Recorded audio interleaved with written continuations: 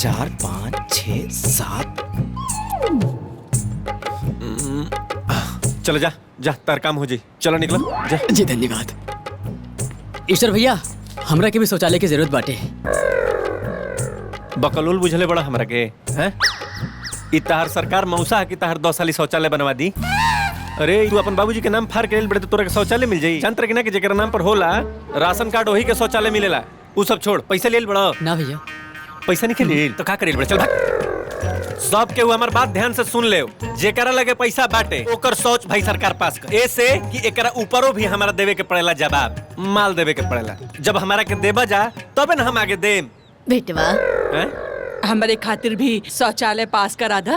अब जाने लो, जब नौकी दुल्हनिया लोटा लेके बाहर जाली ना तो बड़ा खराब लगेला। हमरे लगे जब पैसा हो जाए हम तारा के जरूर दे दे। ए बुढ़ी, तू कोनो हमार रिश्तेदार हो ना ना हैं? हम कैसे काम करी तार? तू अगर हमारे रिश्तेदार भी रहतू ना तो हम तारा से पैसा लेती। सुनलू है ना, इतना लोगन के भगाई नहीं है ना। चलो जैया होई पैसा तहिया तार शौचालय बन। चल जाए अब। तू हर खाली नाम ही ईश्वर हो, बाकी तू दगेश्वर हो। ठीक बा, तू जा ले। अरे को हाली बोली जेकर लगे पैसा बाऊ आओ आगे, न तो निकल जाए यहाँ से बिना माल के कुछ हो ना। चलो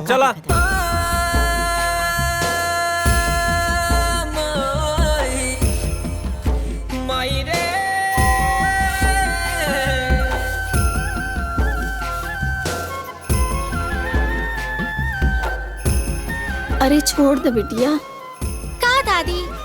अरे रहा इधर तो हर हाथ दुखाई लागी। तू इतना काम कर करके थक चालू ना। अब माई ता कुछ काम ना करेली, अब तू इतना काम कैसे कर ले लू?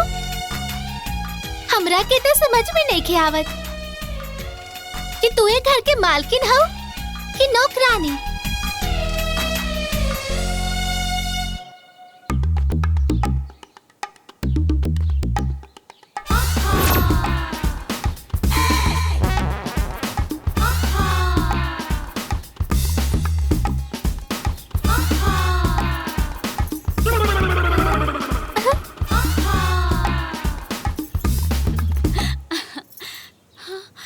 अरे भाभी, बड़ी नीमन लागत अड़ू। तोहरा आगे तो हीरोइन फेल हो जाई। ब्यूटी पार्लर से आओ तरू का? अरे भौजी, ब्यूटी पार्लर ना होला, ब्यूटी पार्लर होला। अरे हाँ, वो मारे वो है। हमनी कहाँ से बोले आई? और हाँ, कमर में नींबू मिर्चा लटका ला, नहीं तो केहू के नजर लग जाए। और ये टाइम डाइन जुगिन के बड़ा पहरा चलता। चलता नहीं। ठीक बा।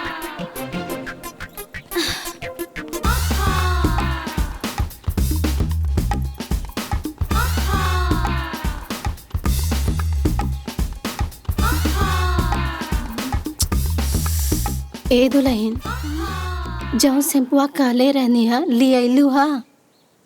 अम्मा जी पैसा ना रहल, यही से ना ला पम्मी। अगला हफ्ता ले आई। इतना सामान खरीदे खातिर पैसा रहे, बाकी 50 रुपए के शैम्पू खरीदे खातिर पैसा ना रहे। ढेर बोलबू, बहुत जबान चले लगल हाथ का तहर। आबेदा पापा के शिकायत करता नहीं।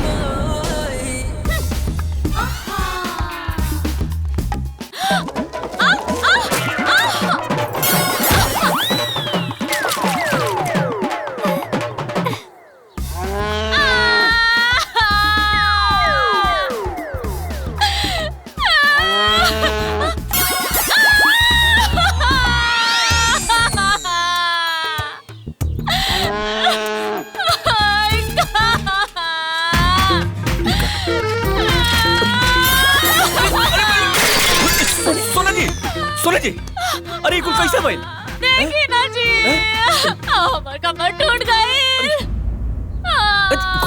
करे भाई, यही बार लिपाई पताई करे करला तारा के? बेटा, लिपाई खातिर दुल्हन कहले रहली है। हमार कमर बहुत दुखाता जी। सोना जी, आराम से। देखी ना जी, 6 महीना से ब्यूटी पार्लर खातिर पैसा जोग के रखले रहनिया। कोला कोनो बात। भौजी सही कहत रहली ह, नींबू मिर्चा लटका के चले के चाहे। डाइन जोगिन के नजर तो हमरा घर में बा। हमरा सोना जी नियर मेहरारू के चेहरा तू गोबर जी नियर कर दी। संभल। आराम।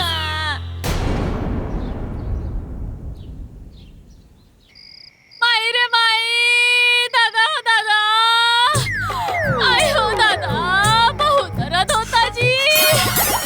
हाथ हटाई। हाय जा। कौना धनिया के नजर लग गई जी। सोना जी आप आराम से रही। देखिए हमरो के बहुत दुख होता है। आपे तेरे मत करी था। पता बा डॉक्टर कहले बा खूब बढ़िया से सेकाई करबो न, तू देख लिया काल ले आपके आराम मिल जाई। हाय जा। हाँ। स्वामी जी। हाँ सोना जी। डॉक्टर के दवाई से ना राव सेकाई से खूब आराम मिला था। स्वामी जी रवा हमसे बहुत प्यार करेनी ना। तनी गोड़ दबा दी। गोड़ दबा दी। स्वामी जी बहुत दुखता। रुका 2 मिनट रुका। बताओ। हाय जा। ठीक बा।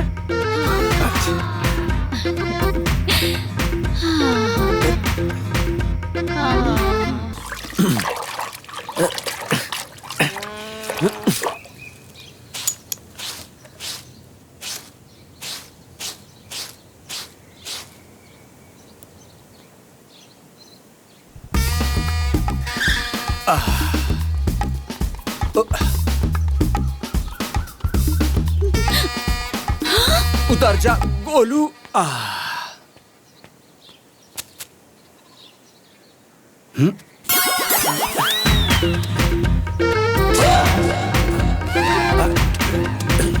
साला के पलट गइल काया। धोवाता मेहरारू के साया। छी।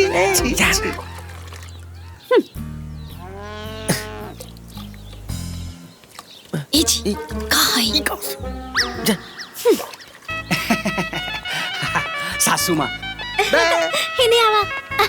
प्रणाम। खुश रहा प्रणाम। प्रणाम। हाँ, गोड़ लग खुश रहा अरे खुश रहा। प्रणाम।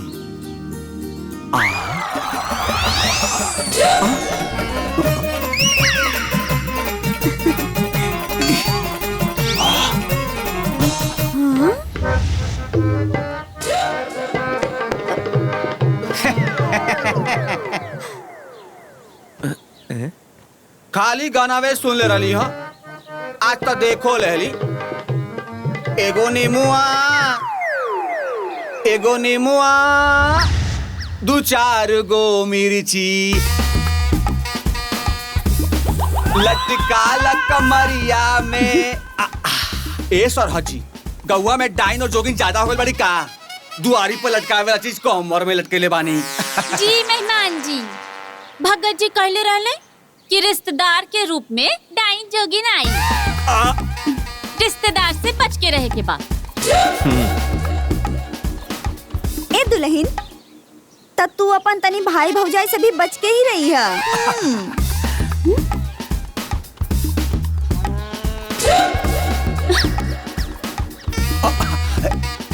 ए सरहजी इली गर्मा गर्म पेवर मिठाई। ई का मेहमान जी, ई आधा किलो मिठाई लैला से बढ़िया तो रवा खाली हाथ आईती। चाट के छोड़ला से तो बढ़िया रहे कि खैती ना। ए सरहजी ई मिठाई खातिर 2 घंटा हलवाई के पास लाइन लगावे के पड़ल ह, तब जाके मिठाई मिलल ह। ई मामूली मिठाई ना ह। अरे ई सब बात छोड़ी, गर्मा गर्म खाना बना दी। बड़ा कौस के भूख लागल बा।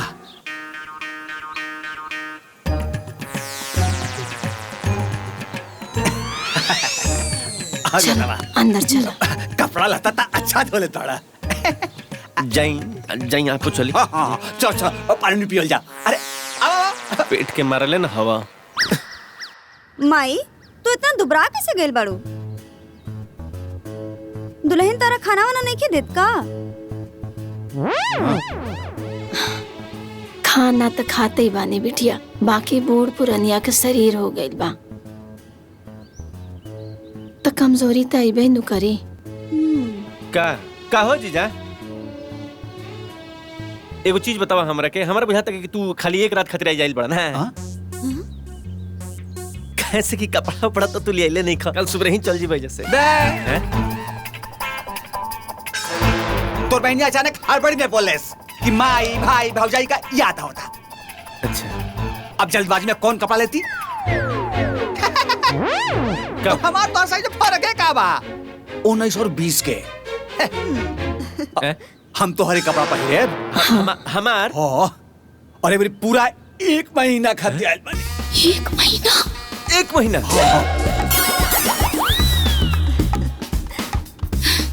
अनकर के दाना हाथ लगा के खाना। कुछ कहलिए का सरहद जी? रवा के तो कहल और ना कहल बराबर ही ना है। ली नाश्ता करी। इका मिठाइया लेके आ रही है, खत्म हो गइल का? माई, जब हमारे घर मेहमान मिठाई लेके आवे ले ना, तुमके नाश्ता में उनका सारा मिठाई उनके सामने सजा कर रख देला। साफ साफ कहीं ना कि रवा की मिठाई खाए के बा। रुकी लेके आ बतानी। करे दीदिया। हाँ? ई जीजा जी के शर्म नहीं आवत? कितना झूठ बोलत तोरम। अरे इनकरा के जइला पर एगो लड्डू आ पेड़ा के दर्शन ना होला। अरे नाश्ता में चाय आ रुक ना माई, चुप रहो। रुक ना, चाय आप बिस्किट दे के नाश्ता करा दिहल जाला, अब बाद में पूछ दिहल जाला। वैसे तो हम लोग खा के लोग बजा ना, अब के खाई? ली आगिल ना लेट खुशी। अरे हमारा तो ई नहीं के बुझात। अरे जब मैं तहरे पेटावा में खाए के रहल हवे तो काहे खातिर झोराव में लेके ला खा। दरिद्रता के कोनो हद होला। अरे मोए खाजी बकाया। बड़ा स्वादिष्ट बा।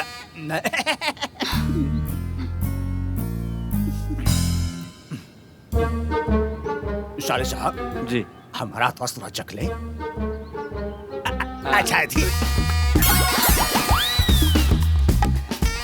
आप गिला फिर एक बात कही, एकदम पेवर घी करल है। पेट खराब हुए और आदत देखे ना। पचावा यही खातिर तो आइले बड़ा। ए दुल्हन, वैसे नाश्ता तो हो गइल, तनी खाना के इंतजाम करा। अच्छी रही।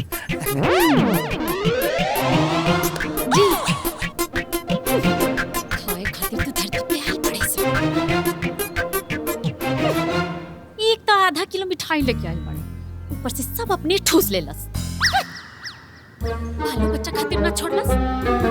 सुनी जी, अपन दीदी और अपन जीजा जी के उनके ससुराल भेज दी, ना तो हम मायके चल जाई। अब हमसे बर्दाश्त नहीं हो रहा।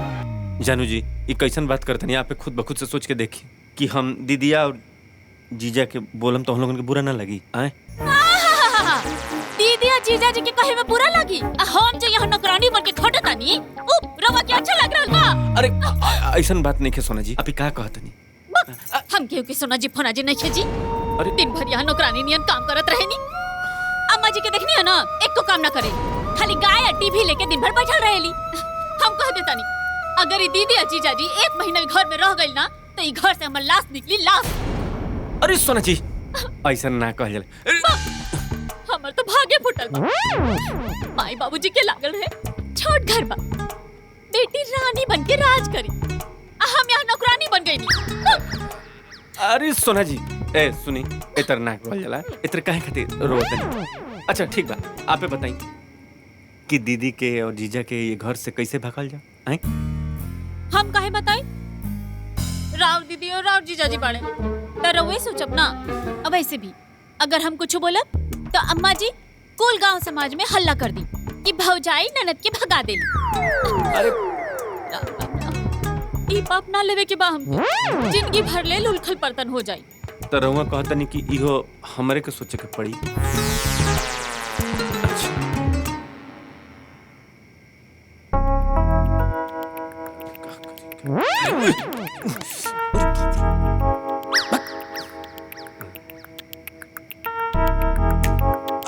आइडिया।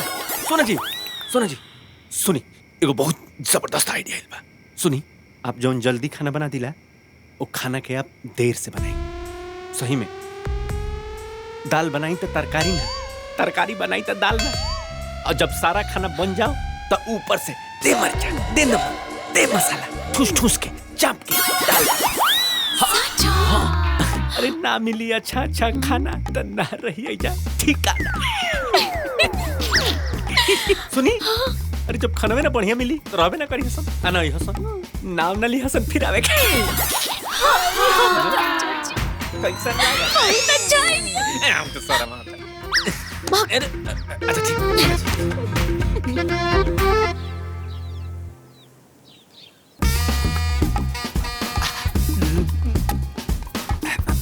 ए सरहद जी,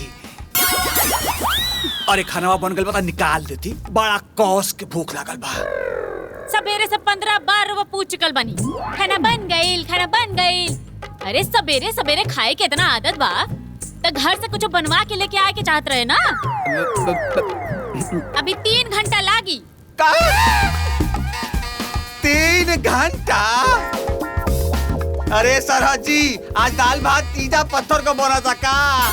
अरे इतना देर में तुम्हारा प्राण निकल जाई। अरे बब्बा, अरे दादा हो दादा, दुनिया में सब कुछ देखली लेकिन ऐसा ससुराल ना देखली।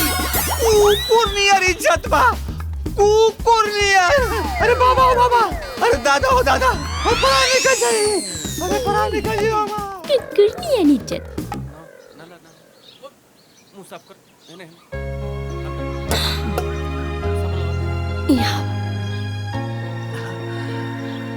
मेहमान जी गुस्सा मत होई, दुल्हन बाना ओकरा के बहुत काम रहेला त लेट होबई नु करी। ली, दूध पीला से ना ताकत होला। तोहरे मुंह देख के आ जाइला, न तो झाके भी ना आईती। ली,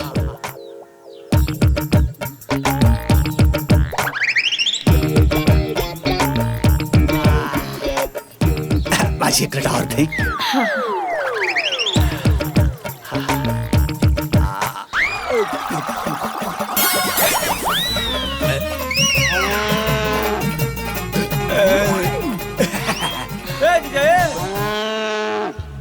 अरे कांच दूध खाली ढकेल बना, पेटवा में गैस हो जाई, बुझाइल? अरे भूखे मरला से अच्छा बा कैसे हो जाए। ए भाई, और दे। हाँ। और अब छाई, हम देख ले सब, हम सब देख ले।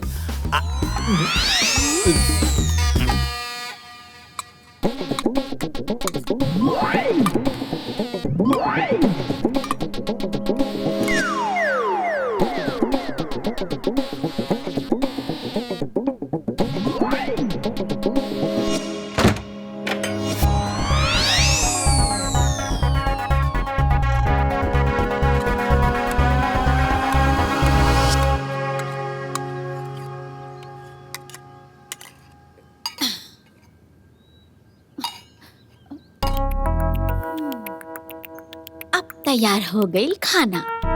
कुकुरनियन हालत तो अब हुई। मेहमान जी घर से भागे खातिर तैयार हो जाए।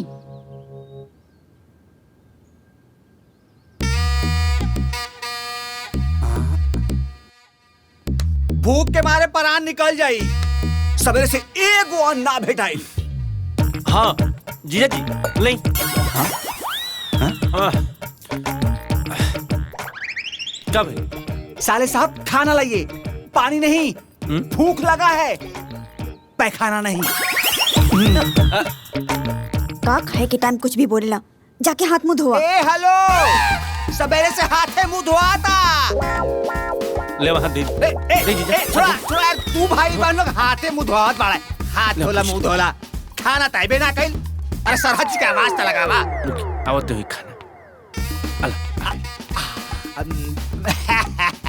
सरहद जी, खाना बनाने में बड़ा टाइम लागेला, लगाता हमरा खातिर कुछ स्पेशल बनावत रहली हैं। स्पेशल बनावे खातिर घरवा में स्पेशल सामान तो होके के चाहिए ना। अन्नपूर्णा मैया की जय हो। ए सरहद जी, अरे लाखा तक गलती से कहिया खरवा हमरा सामने परोस देले बानी। इंसान से बची तब तो गाय के मिली ना।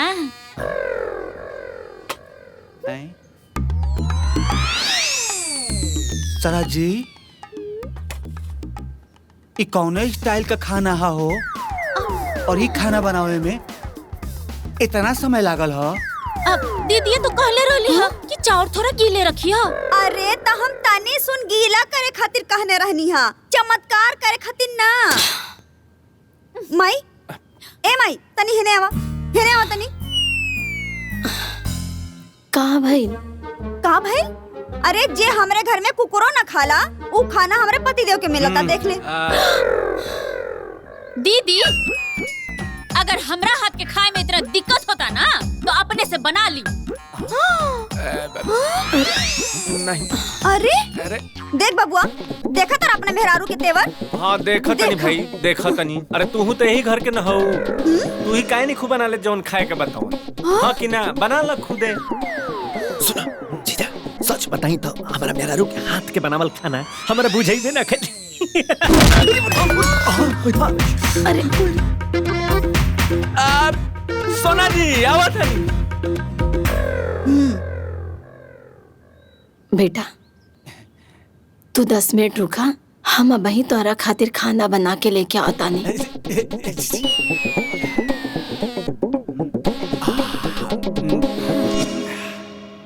ए जी बड़ा कौस के भूख लागल बा। जब तक माँ जी खाना बनावता नहीं तब तक यही के खा लेता नहीं। अरे पागल बानी का? हाँ इतना ड्रामा हम यही खातिर कैले बानी। हाँ ये रवा खाना खा ले तो हमने के का इज्जत रह जाई। इज्जत इज्जत इज्जत हमारा अंदर कोनो इज्जत नहीं खे। हम बानी निर्लज। सुन भूखे मरला से अच्छा बा तुझे गारी सुन ले। हाँ तो यही राउर सहूर बा।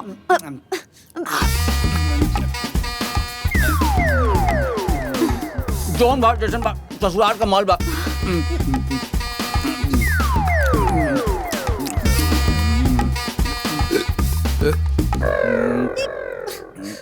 अरे का भइल? अरे का भइल?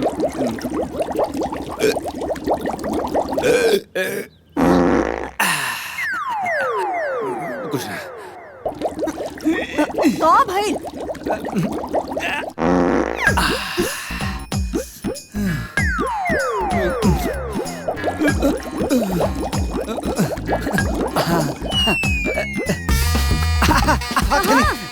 धो क्या होता नहीं।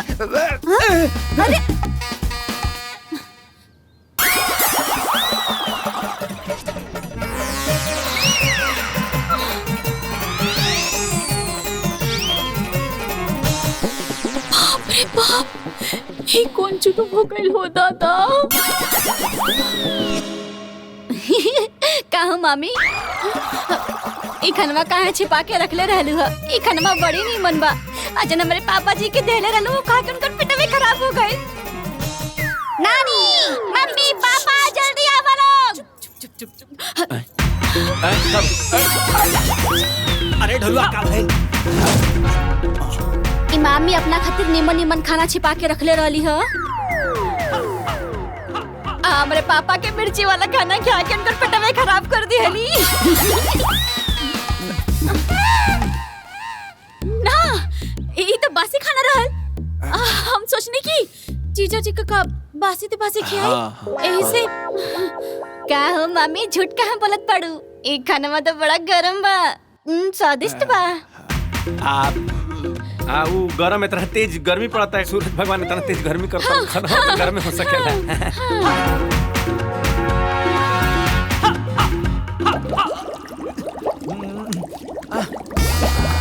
अरे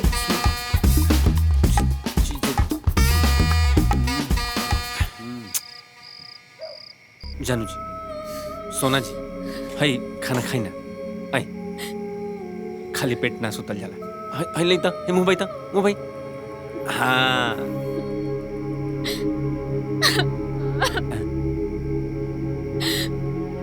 हमार माई सही कहत रही, जैसन काकर वैसने पिया, जैसन माई वैसने धिया।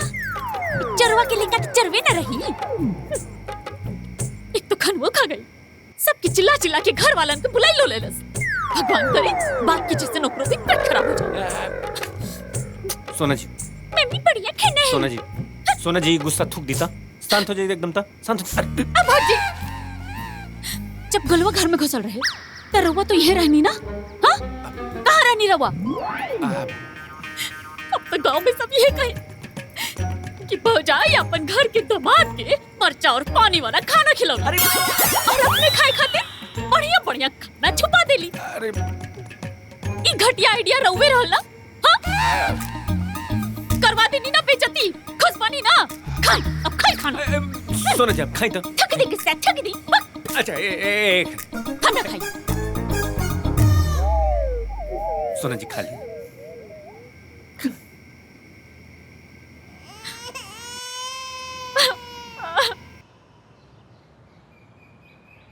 ए चाची, बहुरिया तो बड़ा नीमन चाय बनैले बिया।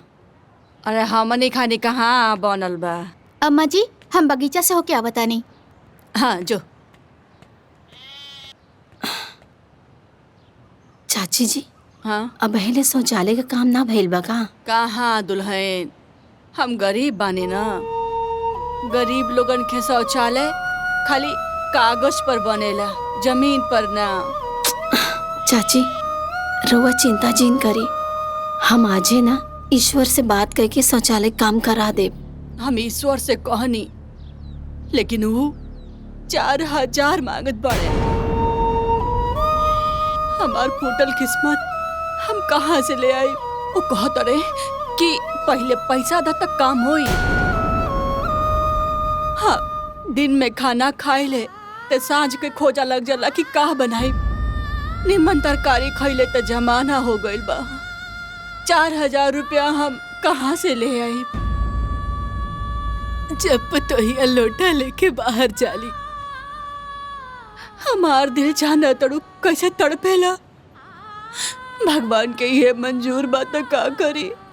चाची रउआ चिंता जिन करी, आप भी समझी कि राउर शौचालय का काम हो गई। हम आज ईश्वर से बात करके ना करा देबे। और राउर हमरा ऊपर बहुत उपकार बा, और ये हाथ जोड़ के हमरा के शर्मिंदा मत करी। हाँ, कसरा। अच्छा हम चलतानी। अच्छा नमस्ते।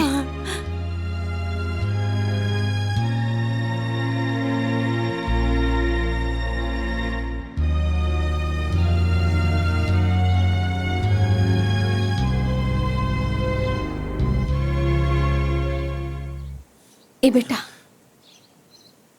हाँ माई। शौचालय का काम चल रहा बा का? हाँ का बात बा? तो रोहन के अम्मा के शौचालय पास करवा देना। शौचालय खातिर ना पैसा लगेला। ये बेटा तू चाहबा ना तो हो जाए, और उनकर ना बहुत उपकार बा हमने के ऊपर, और हमने के परिवार खातिर ना बहुत कुछ कैले बाड़ी। ये बेटा जब तू छोट कर रहला ना तो तोहरा खाए खातिर कुछ न कुछ लेके आवत रहली ना। बेटा वो लोग शौचालय खातिर बहुत परेशान बा, और वो नौकी दुल्हन बाड़ी ना बाहर शौच में जाली तो नीक ना लागेला। और पता बा पहली बार हमरा से कोनो मदद मांगले बाड़ी, कर देना। अरे मई ऐजा का धर्मशाला खुलल बा, हम समाज सेवी हई, प्रधानी खातिर वोट मांगतानी कि फ्री में सब काम कर दी। मैं काम मुफ्ते में कर देम तो खइबू का घेमड़ा हैं? जे पैसा देई ओकर शौचालय पास होई, आ जे पैसा ना देई ओकर शौचालय पास ना होई। बात साफ साफ सुन ले, ठीक ना? अगर तारा इतना हमदर्दी जमताटे तो तू ही काहे नहीं को बनवा दे? हमारा से ना बनी, साफ साफ सुन लो। और ये जौन तू हमारा के राय मशवरा दे तारू, ई राय मशवरा अपना लगा ही रख, काहे से कि हमरा खूब बढ़िया से पता बा कि का सही बा का गलत। तो ऐसे तारा से हाथ जोड़ के विनती बा कि अपन राय अपना लगा ही रख।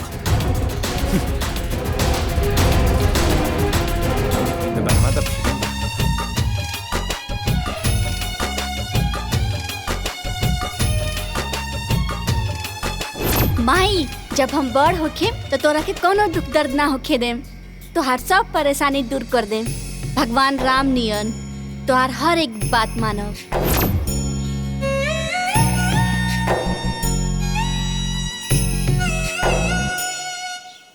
सासू माई तो अरे माई, का हाथ में तली रानी आ गई। अरे साली साहेब आ गई। हे भगवान, एक कल वही कम रहे जो तू सब भेज देला। कितना पैसा भइल भैया? 600 रुपया भाई। ठीक बा, सांझी का भाई है ना, आके ले लिया पैसा। झांसी अब ते बीपी बढ़ा देलस। अरे दीदी, अरे वो जया के पापा ना 2-3 दिन ले घर ना आई है। ड्राइवर और डॉक्टर के पैसा तो रखे के ना चाहिए ना? दे दी। ठीक बा, दे देता नहीं, देख ले तो के बाद में।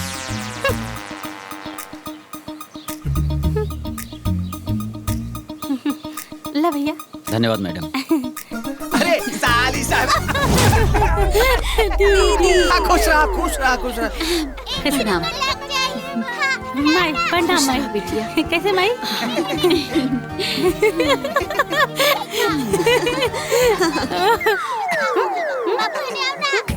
का कबे से लुलु आयल बनी? ले ठुसी जैसे मुझे तक अब खाई नहीं थी। साली साहब के हमारा कमजोरी पता है कि हमारा की मिठाई बड़ा पसंद है।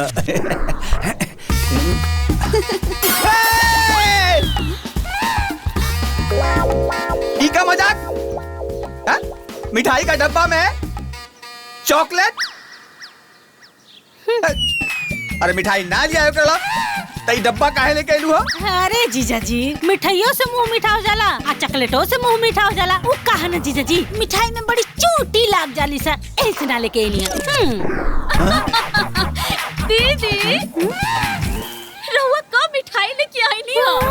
कब हमें चूटियों लग गई। देखा तारे माई, अब हमारे मिठाई ना लियोले पे भी सवाल उठाता। सवाल नहीं करो तानी दीदी।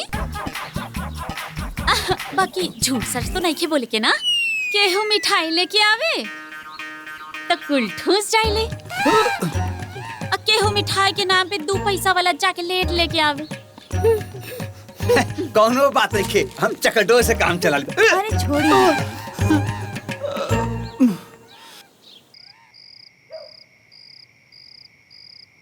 जानता रे माई, हमनी के ई दोनों बहिने घर में खाली बस तोरा खातिर आवे नहीं जा। तोरा मरले के बाद ना ये चौखट पर कदम तक ना रखल जाई। का बहन? हाँ बहन, बियाह के बाद ना हमनी के भाई तो एकदम बदल गइल बा। पहले हमनी आवत रहनी कितना आदर सत्कार होत रहे, और अभी देखा ढंग से बातों चीत नहीं खे करत लोग। हमरा तो लागत आ कि छुटवा के मेहरारू ओकरा के कुछ मिला के खिला पिला देले बा।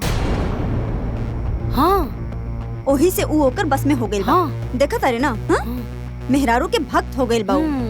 हाँ माई, जब हमनी के बियाह खातिर देखे गइलनी जा, कैसे गाय बन के बैठल रहे, जैसे बुझाओ ओकरा कुछ पत्ते नहीं खे। तू ये देख के फंस गइलू।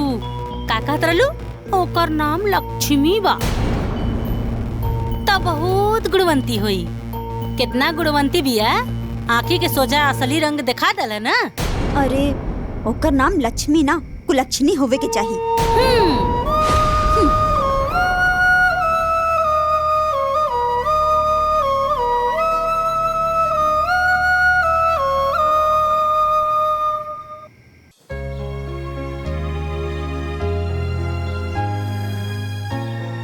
जय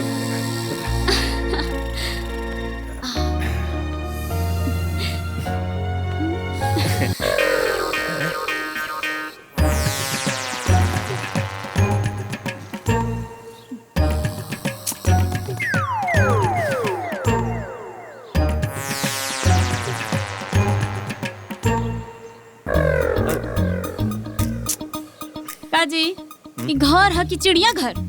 देखा तो नहीं कैसे जानवर नहीं सुतल बाड़ी से।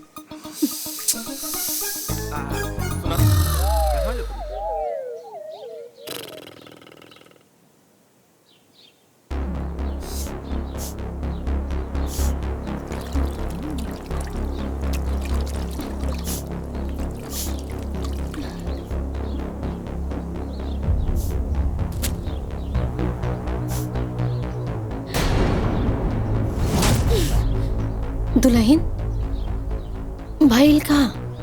अम्मा जी, ई घर में ना केहू हमार भलाई नहीं के चाहत।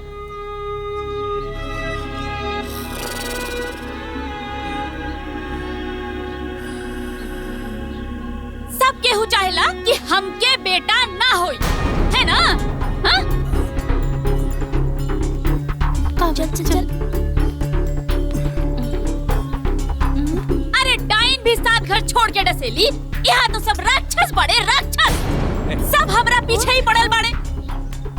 रहुआ की कहले रहनी ना जी कि हमके नैया छोड़ के आई।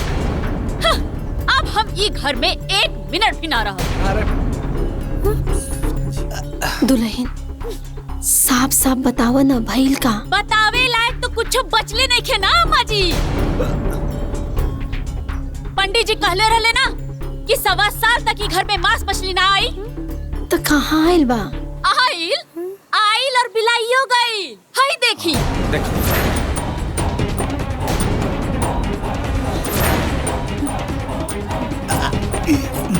हमारे 1 साल के पूजा पाठ गई, ओकर ऊपर खर्चा गई, सब बर्बाद हो गई। अरे सरहद जी काहे कपारे पास मान उठावत बानी? अरे कोनो मछली उछरी ना बन रहल।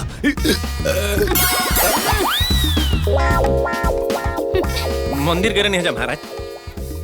खा भी लेनी आज झूठा बोलता नहीं। 1 नंबर के झूठा बने झूठा। बे सवेरे से कुछ खैले पीले ना रही हैं, ऐसे गैस हो गया। अब गैस हो गया तो बेकार निकल भी ना करी। यही लगे कुछ बना दी। तू लोग मछली बनेले रहलू ना। उ कहा न माई बहुत ढेर दिन हो गए मछली खैला। आई ला बेचे वाला खरीद लेनी जा।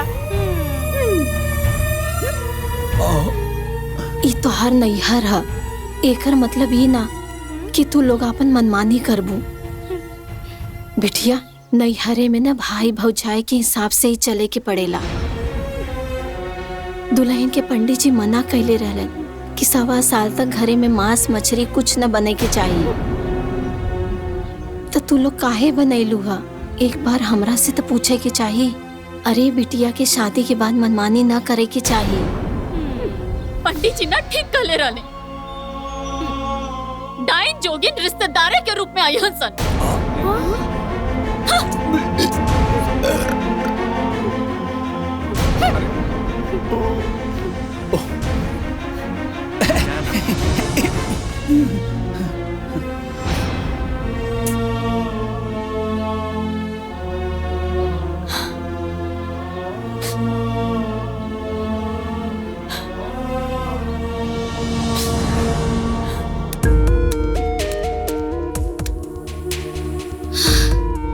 हे भगवान, ये घर में शादी करके बहुत बड़ गलती कर देनी है।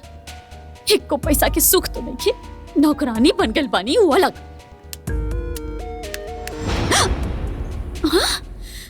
ए दुल्हन 2-3 गो हमरो गंदा कपड़ा बा, तनी एकरा के धो दा। और का बा ना तनी मछली के रस गिर गइल रहे, तनी वो दाग के बढ़िया से धो दिहा, ठीक बा? मछली के रस गिर गई। हमका धोबे नहीं। हे भगवान, ये मछली के रस इकर दहिया पे काहे ना गिर गई?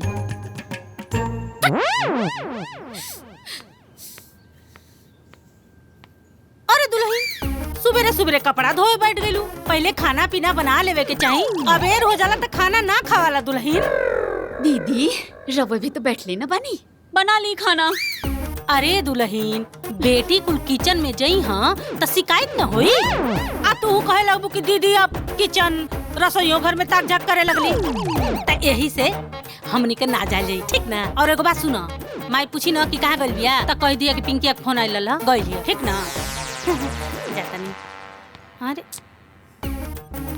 भुलाई गई नहीं। सुना हमारो 2 गो कपड़ा बा, लिया तनी उहो धोला, तनी चिकन से दिया, ठीक ना।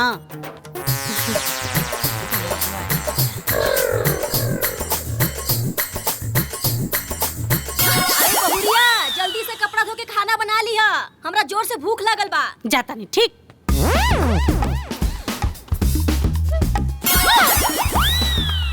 ये दोनों बहिनी घर में रही तो ये घर से हमार लाश निकली, लाश।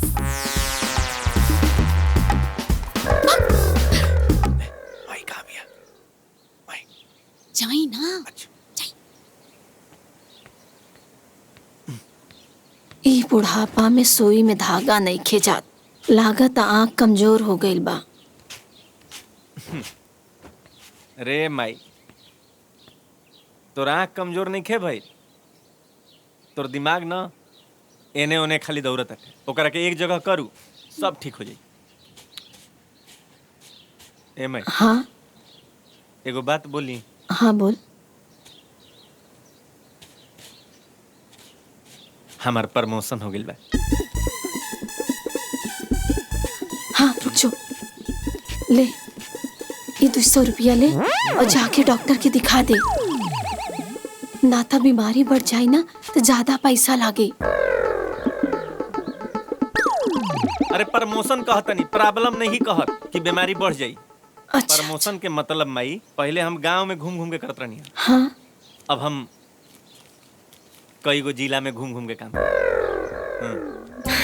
ए बेटा, ये तो बड़ा खुशी के बात बा ना।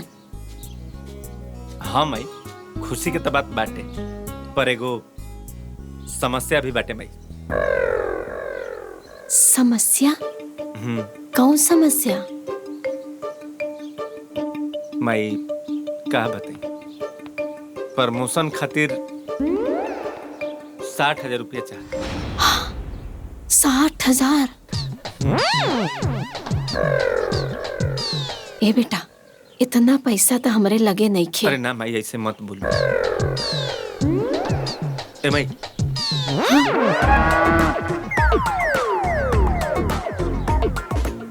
हो दोनों गैया बेच लाते।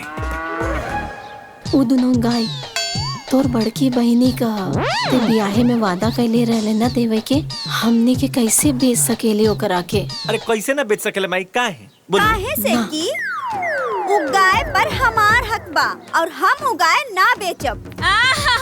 दीदी रउआ हक के बात तो ना करी, गाय के पोसनी हम, रउआ का अन्न दाना के लिए रुपया देले बानी, गाय पर हक का? मतलब उगाए हमार बा, ओकर अन्न पानी खातिर पैसो दी और दूध पी के मोटाइबू तू। अरे कौना भाषा के इस्तेमाल करता नहीं रहुआ, हम मोटा गइल बानी आ तू जो इतना चिकना गइल बाड़ू नहियर के खाना खा खा के, उ सब का तू मोटा गइल बाड़ू तो बोलब ना का, और अपन भाई के खाता नहीं, अपन माई के खाता नहीं, तोहार का हमार घर में रह के खाता नहीं रहुआ, ना हम ना बोला, हम बना बना के खियावत नहीं, तब ना रहुआ तू हमार पति के हा, हमार ससुराल के हा, तू जा अपन ससुराल में। ए हमरा से होश में बोल तू। काहे के होश में रहब हम? हमार ससुराल हा, हमार घर हा, तू हमरा जाए अपन ससुराल में जाए और अपन घर में जाके मोटाई। अरे छोड़ हमके, तू आया के बोल बे। हां काहे नहीं बोला के मारब, हमार घर हा।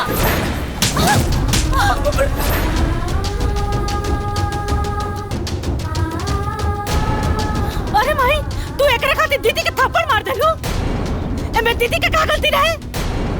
एक तो इतना दिन से नैहरे में बैठल बाड़ू और ऊपर से अपने भौजाई से उल्टा सीधा बोलत बाड़ू। अरे बिटिया ना नैहरे में 4 दिन खातिर नीक लागेली, 40 दिन खातिर नहीं खे। तनिको तोरा देह में लाज शर्म होखे ना, तू दोनों जन चल जाए जैसे। वाह माई वाह, आज ले तो सुन ले रहनी, बाकी आज देख लेनी। अरे हमनी दोनों बहन ना ई घर में आत रही तोहरा खातिर, ना तो हमने इज्जत थूके ना आई। और तू दिखा देलू कि शादी के बाद नैहर में लड़के के कौनो इज्जत ना होला, और ई भाई भौजाई के कर होली सन जे हमने के होई। तू आज बहुत अच्छा कहले बाड़ू, बाकी एक बात याद रखिए, तू ना आज के बाद हमने खातिर मर गइल बाड़ू। ए माई, जैया बेटा पर तो लात मार के निकाल दिया ना, वो अकेले हमनी की कीमत समझ में आई। ये जान ले तू और सुन ले एक बात कान खोल के, हमनी खातिर तू मर गइलू आ तोरे खातिर हमनी के। चल दीदी चल। अरे दीदी, अरे अरे इतना कह देला रे।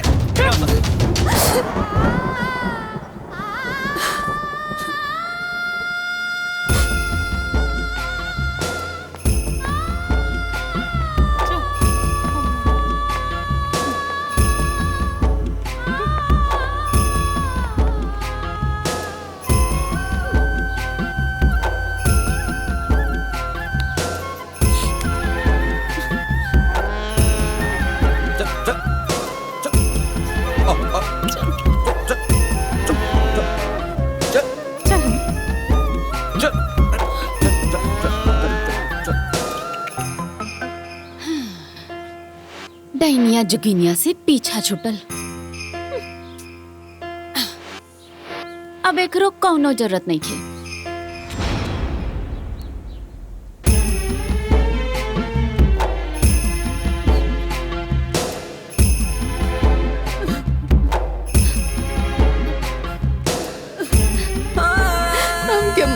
दे बिटिया। ये घर में तो नन्ही के बेइज्जती हमरा से बर्दाश्त ना भइल, इसे हमरा के सब करे के पड़ल। अब बता, हाँ देखा ए दुल्हन, किशोरी दवा वाला से ना 1000 रुपया का दवा लेके आयल बानी, उनकर पैसा दे दिया। काल से ना तनी मन ठीक नहीं खे लागत। अम्मा जी राउर दिमाग उमाग ठीक नहीं खे। हमरा लगे अभी पैसा नहीं खे, जौन पैसा रहल उ खर्चा हो गई। रवो के भी सोचे के चाहिए ना कि जया के पापा के भी अभी काम नहीं खे चलत। रवा के एक बेर हमसे पूछ लेवे के चाहत रहे। इतना महंगा दवाई लेके आ गई नी, हमरा लगे दवाई बटले बा। जाई एक लौटा के आई, जाई लौटा दी। 1000 रुपया की दवाई लेके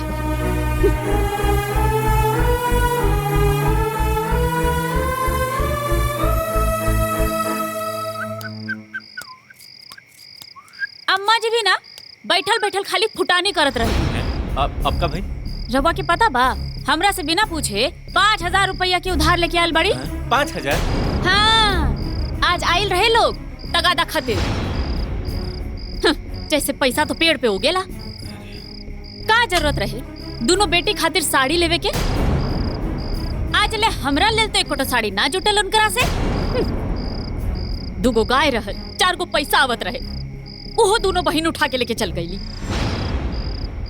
सुन लीजी, हम कह देता नहीं, अगर यह सब करे के बा ना तो अम्मा जी से कह दी कि अपन इंतजाम अलग कर लें। सोना जी, आप खुद ब खुद से सोच के देखी, माई की उम्र देखले बनी कितना बूढ़ हो गई बड़ी। अब ये उम्र में हमनी के उनकरा के घर से बाहर कइल जाई त ई गौवा वाला कुल मय हमनी के ऊपर थूकी हसन। गांव वाला लोग आवेला का हमनी के घर चलावे खातिर? अब ऐसे भी माई के पेंशन से उनकर घर चल जाई।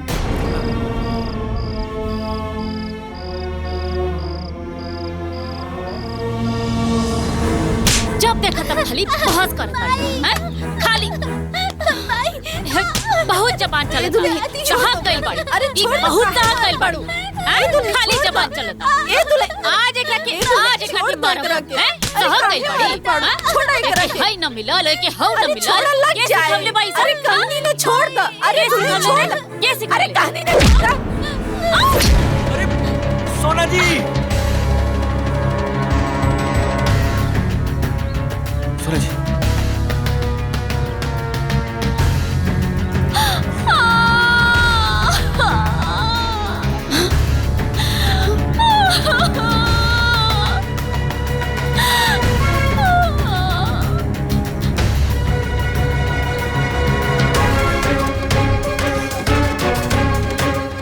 हटना भाई।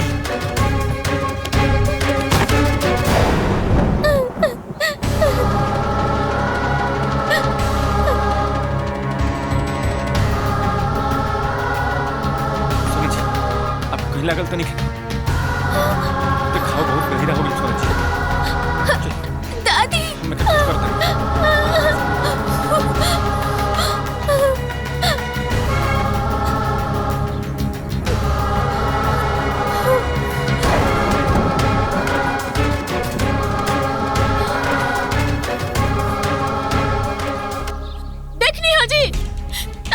कैसे हमके मारे के चाहत रहे। तो हमार बाप दादा के करम अच्छा रहत, जब बच गई थी ना तो तनिका सा और आगे गई रहती तो हमार तो सर फट गई रही इतना मसीनिया से। ए बेटा, हम जानबूझ के धक्का ना मरनी है, उत जाया। बस मैं बहुत हो गई तहर ड्रामा। अरे हम शुरुए से जाना तनी कि तहरा के लक्ष्मी पसंद ना ही है। यही से तू जानबूझ के इनकरा संगे तू लफड़ा करत रहलू। और देख तोरा वजह से ही कितना खून निकलता है।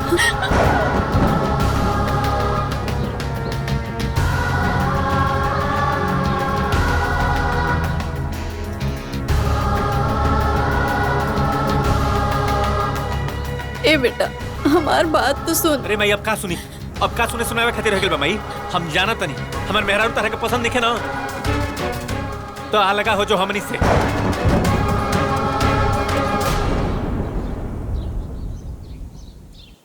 बाबू, एमे हमार कोनो गलती नहीं खे। ना माई, एमे तोर कोनो गलती नहीं है।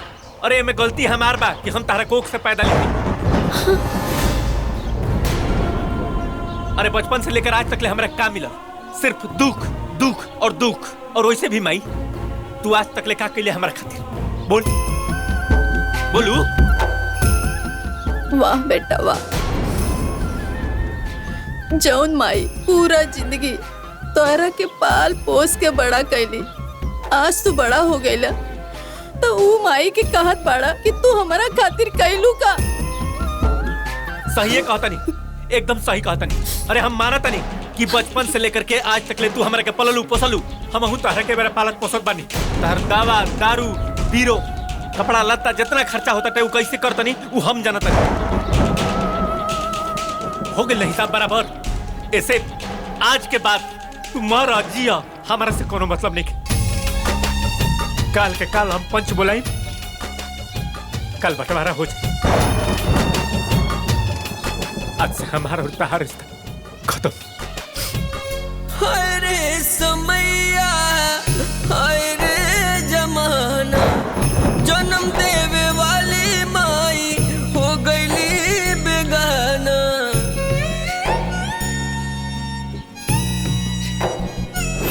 तोहर परछाई बन के रह, एगो बड़का घर बना के तोहरा के महारानी जैसन रखा।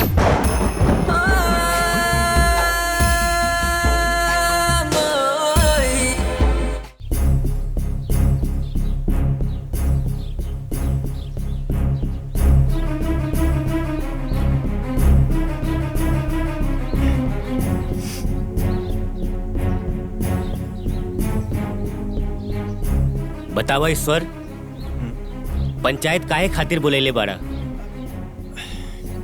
देखी राकेश चाचा, प्रधान जी, एक घर के बंटवारा करी हमनी के माई से अलग रहे के बाद।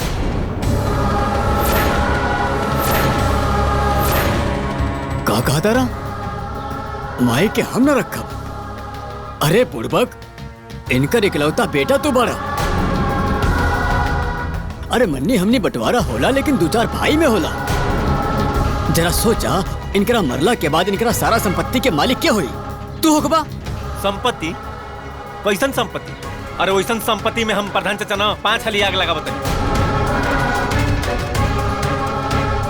हमार मरल बाप का देख गेल बड़न ऐसने संपत्ति जो संपत्ति में 24 महीना पानी लगा रहला। देखी जा, हम आप लोगों से विनती करतनी कि हमरा के घर में साफ साफ बंटवारा करा दी। बात खत्म। ईश्वर बाबू, बंटवारा कोनो कन्या पुत्री के खेल ना हा। इस सब फैसला लेवे के पहले सोचे के पड़ी। प्रधान जी, हमने के बहुत सोचला के बाद ही रहुआ के यहाँ बुलवनी है। अरे बहुरिया, ई सब के देखी, अब बूढ़ा के तन बा, वो अकेले कैसे रही? माता राम का निमन बा का बाउर वो हमनी के अच्छा से जाने ली, बुझलू? हमनी के परिवार में टांग ना अड़ाई तो बेहतर हुई। भगवान से प्रार्थना करब कि भगवान तोहरो कोई भी एगो लइका दे और तू भी ऐसे अपन बुढ़ापा में दाना पानी के तरसा, तब तोहरा के समझ में आई। ए दादी अम्मा, वो सब ठीक बटे, कुल बाद में हमनी के देख लिया जाई जौन होई तो। प्रधान जी, राकेश चा, आप घर के बंटवारा शुरू करी ना। बंटवारा का करे के बा? जब हम ई घर में ब्याह करके आयल रहनी कुछ ना रहली घर में। ई कुल जो लौका था ई सब हम अपन नैहर से लेकर आयल रहनी है। तो जो हमार सामान बा वो हम रख ले, अजय अम्मा जी के सामान है वो रख ली। हो गई बंटवारा। तो फिर रवा कुछ कहे कि बा?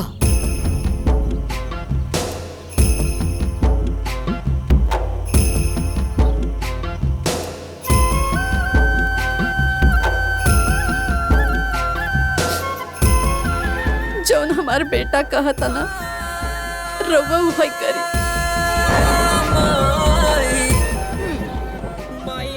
सोचे के पड़े।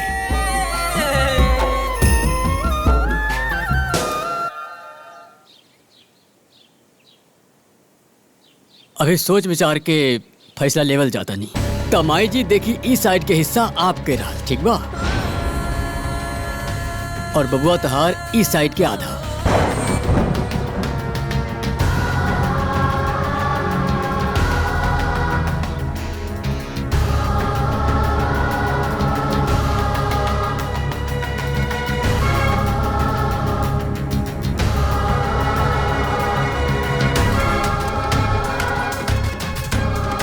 अब हमें ईश्वर से यह चाहब कि घर में शांति रहे, कलह ना होए। अब रउआ लोग अपन अपन घर जाएं।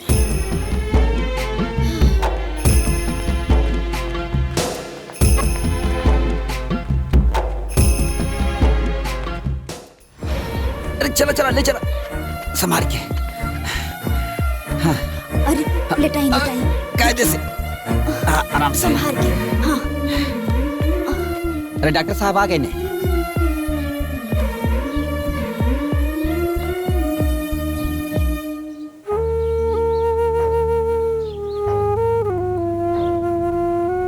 इनकरा के बहुत कमजोरी बा।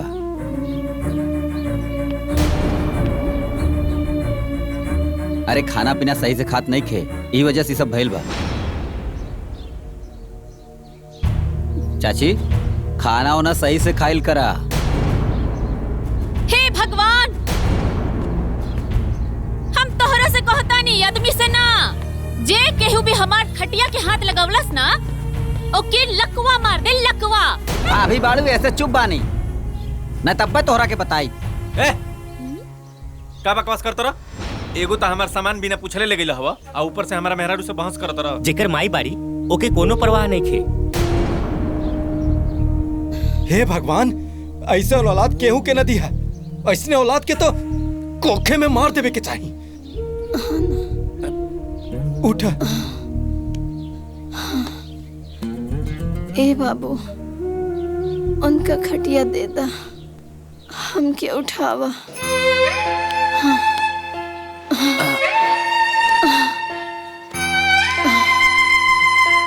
चल आराम से चाची। हाँ।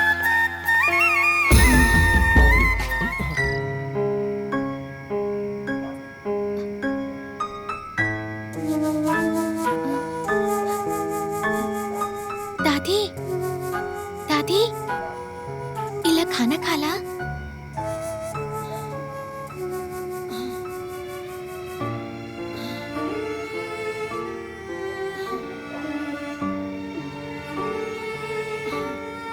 दादी,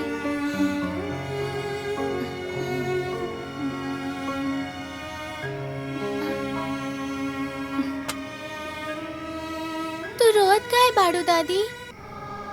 रोला से कोनो फायदा ना होई। ऊपर से लेट से खाई तो और ही तबीयत खराब हो जाए। मम्मी पापा के राव एको चिंता नहीं खे। अभी तक तू अपन बच्चन खातिर जियत रहलू, अब हमरा खातिर। तू ही कहत रहलू ना, जे दर्द के घुट घुट के जिएला वो कमजोर हो खेला, और जे दुख सहला पर भी मुसीबत से लड़ेला वो बलवान हो खेला। तू तो बड़ी बलवान बाड़ू ना, हंस दे ना एक बार।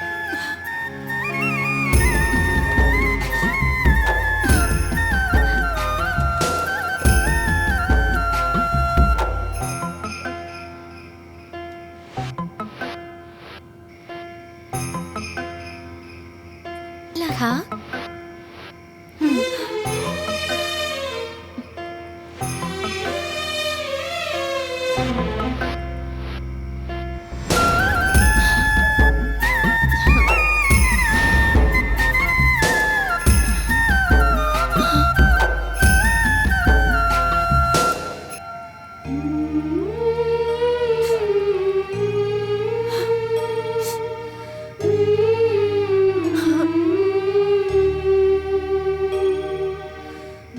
मम्मी पापा बहुत गंदा बाड़े, तोरा साथे ऐसे करत बाड़े। जब हमहू बड़ा होखब ना, तो मम्मी पापा साथे ऐसे ही करब। अरे हमार बिटिया, ई नीमन बात नहीं खे। जब कोनो औलाद ना अपने माई बाप से अलग हो जाला ना, तो माई बाप के बहुत तकलीफ होला। और तुहार माई बाप ना तोहरा के सब सुख देले बाड़े, और बाद में तू उनकरा के घर से बाहर निकाल देबू तो सोचा वो माई बाप के कितना दर्द महसूस होई।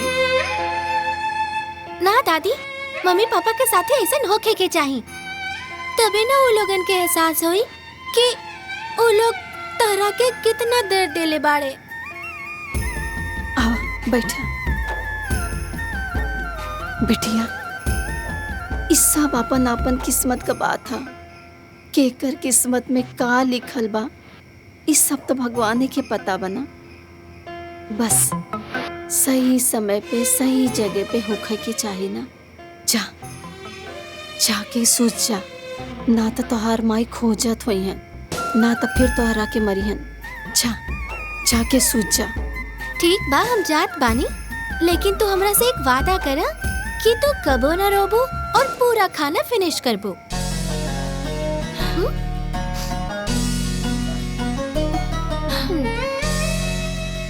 हम वादा करतानी कि हम ना रोई। इला जल्दी जल्दी खा के पूरा फिनिश कर दा, हम जात बानी। मुआ।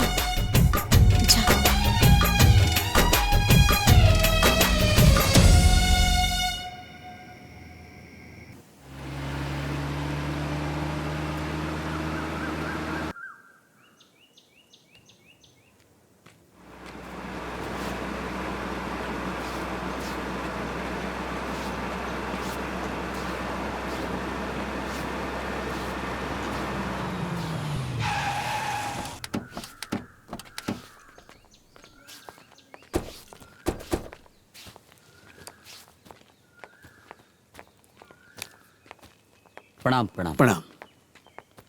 बाबू साहब, रघुआ लोगन के परिचय? ये यहाँ के सरकारी अफसर बाड़े। अच्छा अब सब है, हमार बात अब ध्यान से सुने। अपना गांव में दवाई के सरकारी कारखाना बैठे जाता। अरे कारखाना जहां बैठी वो जमीन पहले से देख दाख के तय कर चुकल बानी सर। अब अपना गांव के घर के आदमी के बाहर दिल्ली बम्बई कमाई न जाए के पड़े, काहे की रोजगार अब अपने गांव में मिली। जेकर भी जमीन फैक्ट्री में आई उ सब के जमीन के कीमत से 10 गुना ज्यादा पैसा मिली। हाँ।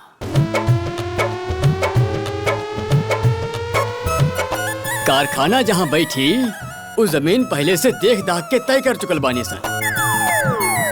हम सोचतानी कि यू कारखाना जौन गांव के कोरा जहां पानी लाग रहेला हरदम 12 मास वही जा बैठी। ओकरा बगल में अपना खेत रही, खेत के खेत आबाद हुई और रोजगार के रोजगार भी मिली। अभी रोवन ले ले रहती ना वो जमीन तो। हे भगवान। अब देवी जी रवा लखपति हो गई नी।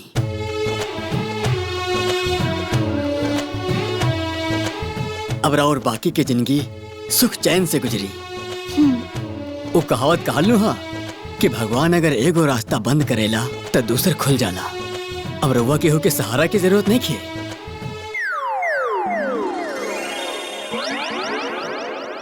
प्रणाम प्रणाम प्रणाम।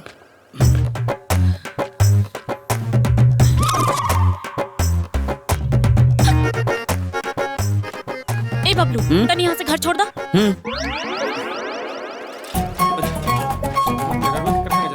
सुनो जी, सुनो जी, रुकी।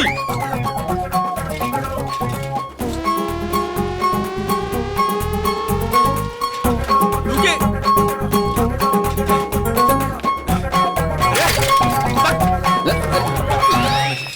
हमारी बात सुनी, सुने चलिए हमारी बात सुनी, सुने हमारे कहीं पूरा बात सुनी, सुने काहे की सेल बनी बताई, काहे के गुस्सा बनी दूसरा साइकिल के संग आई नहीं। हाँ हाँ, तो हमारा के बिल्कुल ठीक ना लगा सर।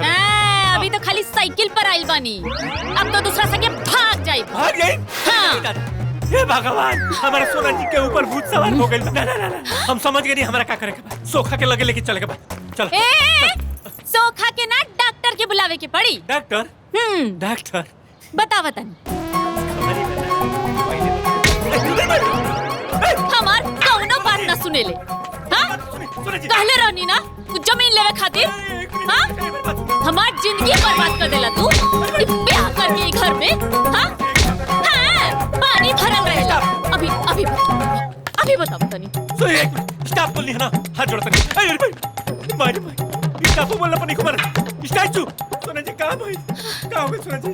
हम तोरा से कहले रहली ना कि जमीन अपना नाम लिखवा ला। तू तो हमरा कोनो बातें नहीं खे मानत पड़ा। अब वो जमीन पे पैसा मिली तो उ केकरा के मिली? अम्मा जी के? वो बुढ़िया राज करी। अगर हमके मिल गई रहती तो हम रानी बन के राज करती। अब वो बुढ़िया के पास पैसा हो जाई हम छुछुनर नियर ताकब। हां निकल निकल बाहर। तोहरा से बियाह करके करम फूट गइल हमार। ए सोना जी अब कोनो गड़ पड़ी ना आ बना रे ससुर रे वीडियो डिलीट कर बंद कर वीडियो डिलीट कर। डिलीट ना पिक्चर सीधे हिट हुई। अब पूरा गांव में घूम घूम के बताई तू कितना बड़ मेहर मौगा बाड़ा। नमन में अरे मर्दो अपने मेहरारू के हाथ से मार खाता रहा। अरे तू मर्द ना मर्दो मेहरारू के माथा के दर्द हुआ दर्द दर्द है पूरे ही के सरवत हाथ रुक सारा रुक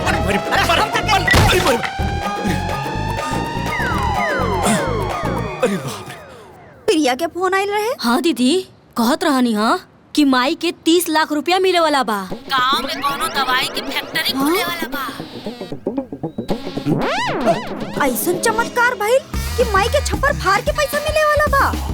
हम तो टेंशन में आ गेल बानी कि आखिर इतना पैसा रखी कहाँ। अरे दीदी हम 30 लाख रुपया कबो देखले नहीं की। अरे बहन तो हम कौन सा टाटा बिरला के घरे बानी? हम कौन सा देखले बानी? अरे हमरा तो 10 के नोट देखले जमाना हो गइल बा। ए दीदी माई के पास चलल जाओ का?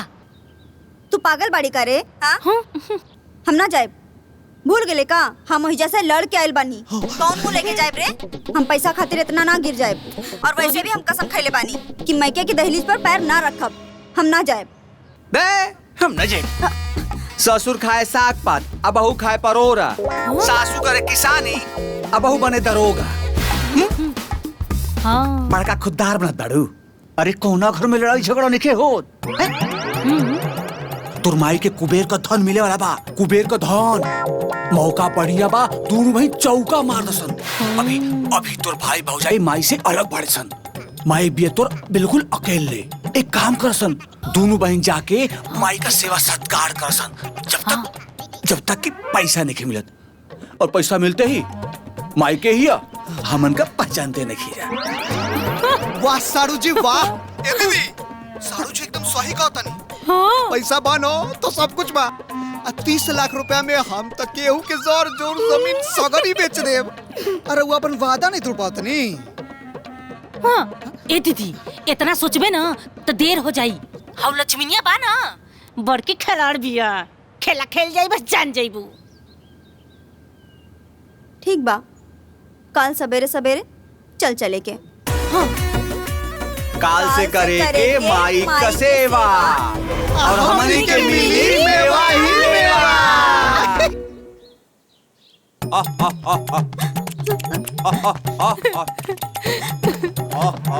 सासू जी और लगा तनी आओ तनी बा। सासुआ प्रणाम पाए लगा तनी कैया बन के आओ तनी। उठा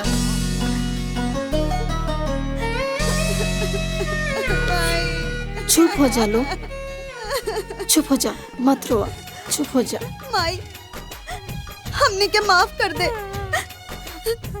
हमने से बहुत बड़ गलती हो गई बा। मालूम 9 दिन खिसिया के हम तरह के काका बोल देनी। हम भूल गए रानी कि तू हमने के कितना मुसीबत से पाल पोस के बड़ा कैले बाड़ू। अरे एगो थप्पड़ खातिर के रिश्ता खत्म करेला का? हम ना समझ पाऊनी माई कि तू हमने के खातिर ही सब करत तारू। हमरा के माफ कर दा। हाँ माई हमनी के माफ कर दा माई। तू ही तो कहत रहलू माई गंगा समान होली। लइकन के गलती के माफ कर देली। हमनियों के माफ कर दा माई। हाँ, चुप हो जा। भाल बेटे अरे माई के काल तबीयत खराब रहला एमे से केहू ना आइल हवे। आए बरा माई के पैसा मिले वाला बेटे तो सब टपकल का ए भगवान। ए जी हमरा तो लागत है ना कि लक्ष्मी इतना आसानी से पैसा ना दी हमनी के हाथ। अरे वो बड़ी कंटाइन बिया। आता न जाता और चुनाव चिन्ह छाता। पैसा ओकरे बाप के हा जी हमनी के नाले में दी। हाँ हमनी के अपन मेहनत बढ़ावे के पड़ी। घर घर से लेके बन तक माई के एक काम नहीं करे देवे के, और फिर माई के हमन के ऊपर भरोसा हो जाई, और फिर सारा पैसा हमनी के। वाह वाह सारू जी वाह, ब्रह्मा जी जब ज्ञान बांटत रहनी है नो तो ऐसा लगा था कि रउआ लाइफ में सबसे आगे खा रहनी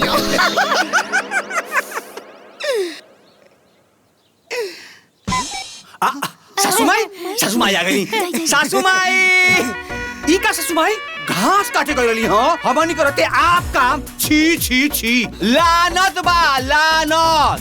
दे ई घास का खाची दे। दमाद जी रहाई दी, रउआ काम करे अच्छा ना। अरे दी हमरा के। अरे अरे दमाद जी रहाई दी। दी हमरा के। आई आई आई आई, चल चल चल चल चल आई आई आई। हाय देखी पैर कितना गंदा बा। चल चल पहले पैर धोई। चल चल आई आई आई, आराम से।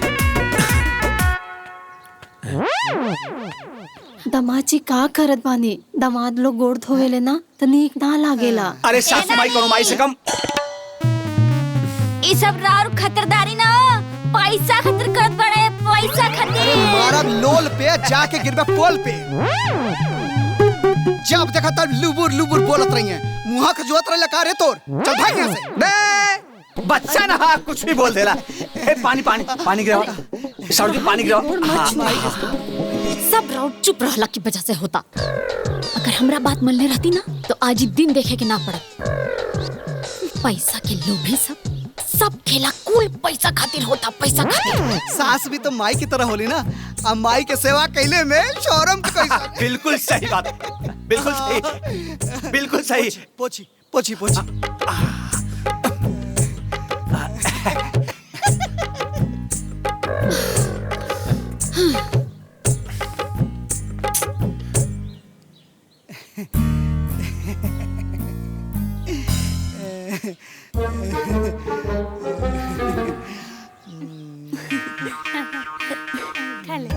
माई देख तहरा खातिर कितना चीज मंगोले बानी। तू कितना कमजोर हो गई बाड़ू। चलाई जल्दी जल्दी खत्म करा। खा। ए बिटिया ई सब मंगौला का जरूरत रहे? अरे माई देखा तो कितना दुबरा गइल बाड़ू, हाथ गोड़ एकदम पतील पतील हो गइल बा। खाइबू तो स्वस्थ हो जेबू ना माई। खाला खाला माई, खिलाई जी। खिलाई खिलाई। हमारी तरी सा कायक पड़ी से हुआ खाला। ताकत बनल रही, ताकत बनल रही। सासू फटाफट बादाम खा।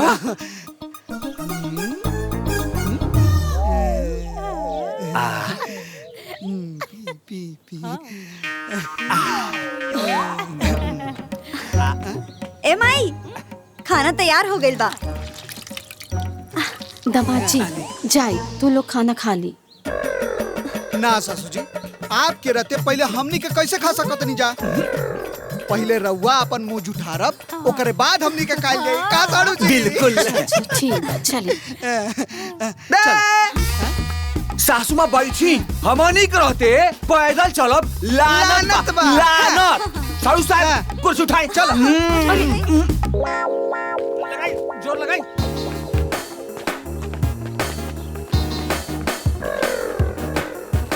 प्रधान जी प्रणाम। प्रणाम। प्रणाम। हाँ जाई बैठे खातिर खटिया लेके। जी सासू माँ। हाँ चल साड़ू भाई।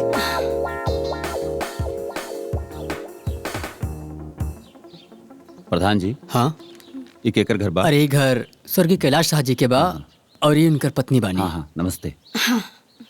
माता जी घर के पेपर और रसीद मंगावल जाओ। हाँ, अच्छा ए गुड़िया जा खेत का कागज ले आवा।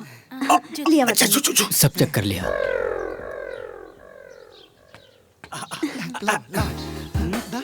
हाँ कर्मचारी जी ये जमीन के कागज बा, खाता खसरा चौहद्दी रकबा सब ध्यान से भरब। जमीन जायदाद के मामला बा।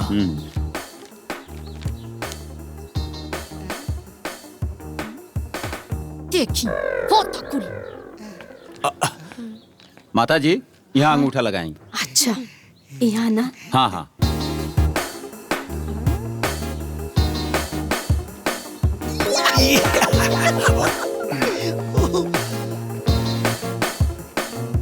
देख ली सब सही बा।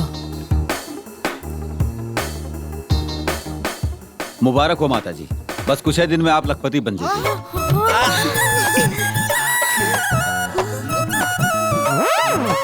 हाँ ठीक बा देवी जी फिर और कोनो सेवा हुई तो प्रधान जी चल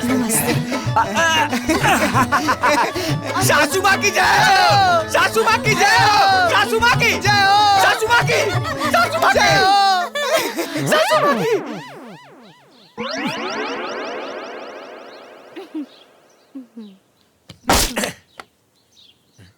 खा पी ले, मैं पी ले। हाँ पी ले जल्दी जल्दी, खाना है ना, खाएगा ना, पी ले। ये बस सब पैसा खाली कर खा ले, ऐसे वो खा ले।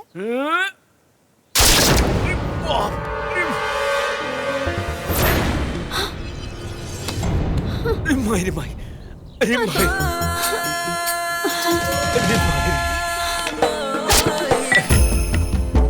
अरे बाप रे बाप, इतना खून बहता।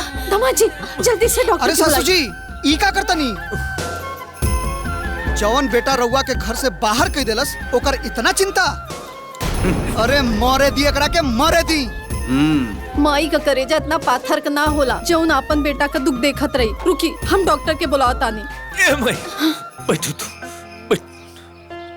माई रे तू हमरा के माफ कर दे रे, हमसे बहुत बड़ गलती हो गई।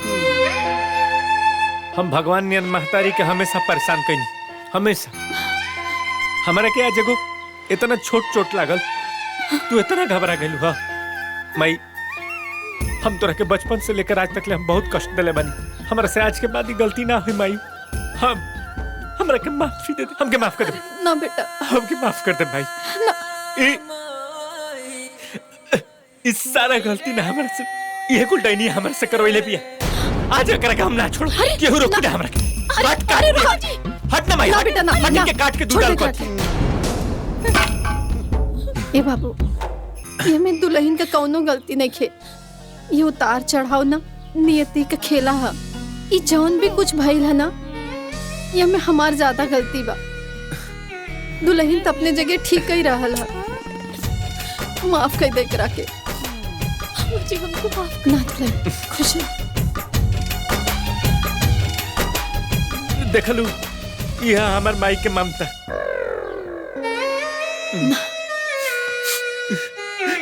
माई चुप हो जा।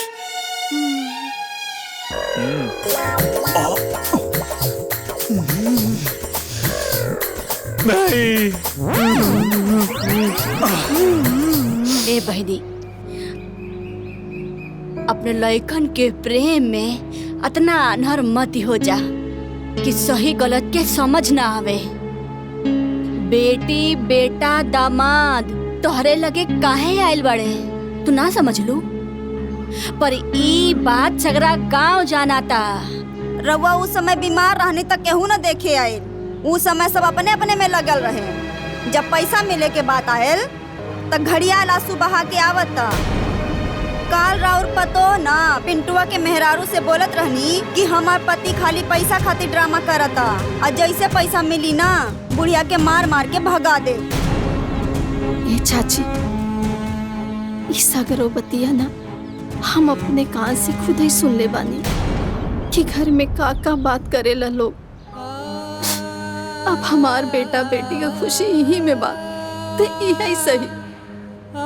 बाकी यही बहाने वो लोग हमारे संगे तो बा।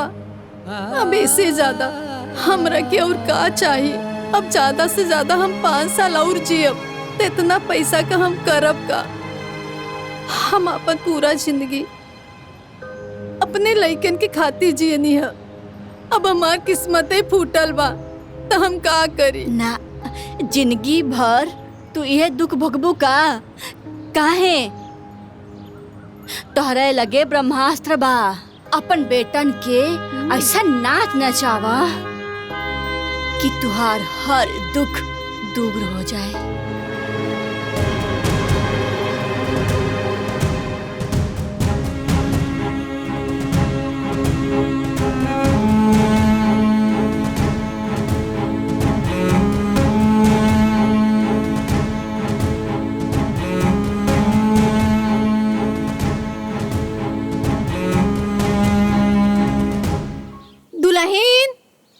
ए ईश्वर, ए गुड़िया रानी, सब क्यों बाहर आवा। हाँ सासू जी। हाँ सासू माई। हाँ बोल। बैठा, तू लोग से कुछ बात करे की बा। बैठ बैठ।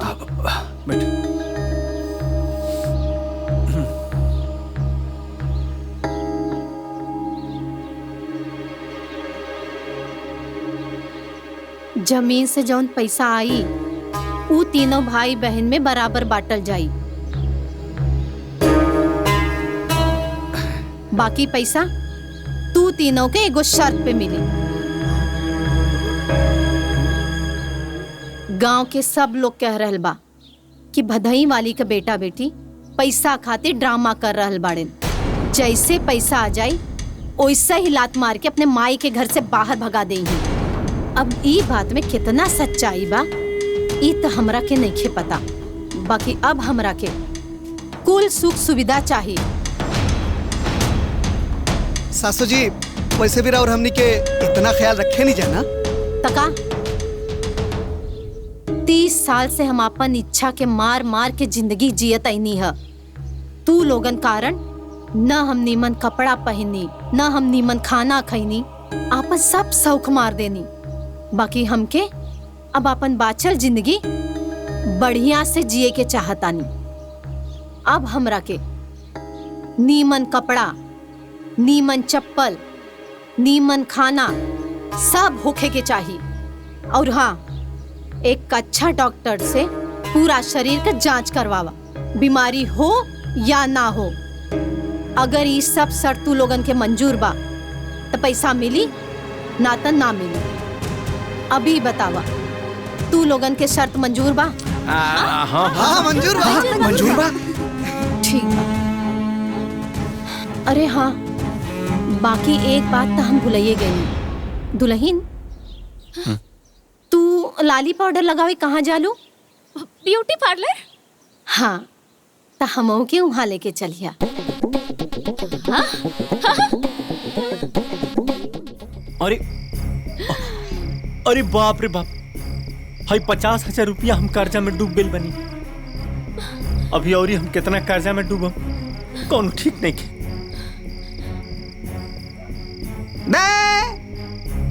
पैसा खातिर पता ना का करे के पड़ता। अरे इतना सेवा सत्कार हम अपन माई बाबूजी के नाके ले रही है। पैसा पैसा सही कहा तनी। इतना सेवा सत्कार कैला के बाद अम्मा जी अगर पैसा ना दिए तो हाँ, जबले माई जी तबले तो हमनी के सेवा करे के न पड़ी। हाँ। ऐसा न तो हो सकेला कि अम्मा जी के मन में छल आ जाई। ठीक कहतर तू। और ऐसा ही हमनी के माई की सेवा कइल जइनो तब माई और 20 साल जी ही लिख के दे देते। उ जबले जी ही तबले केहू के एकहू पैसा न छुई दी। ऐसा ही अगर हमनी के सेवा करत रहल जी न तो और उल्टा कर्जा में चल जाइए हमनी के। तो तहरा पास का उपाय बा? इनसे का उपाय पूछा ताने दीदी। ई 25 साली अपने फेल हो चुकल बानी।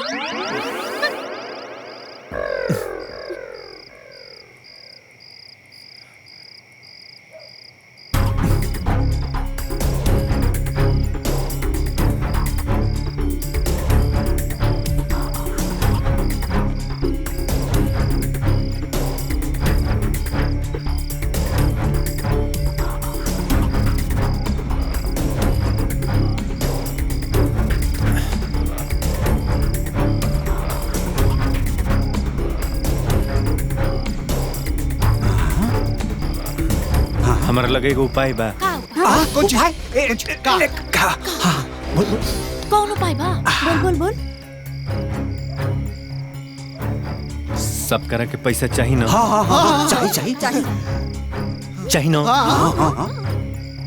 उसे देखल जाओ तो माई और 1 साल जी ही 5 साल, अधिक से अधिक 7 साल। हाँ सही बात। हाँ सही बात। माई अपन जिंदगी जी चुकल बिया। हाँ अभी हमनी के जिंदगी जियल बाकी बा। सही बात सही बात सही बात। ओकरा जियते जी हमनी के अपन जिंदगी नहीं जी सकत। सही कहला तू, एकदम सही। एक नंबर का सब बात। बताई बा कि का बात बा, का का कहल चाहता नी? गोल गोल घुमावल जरूरी बा। हाँ हाँ सही से बतावा का बात बा।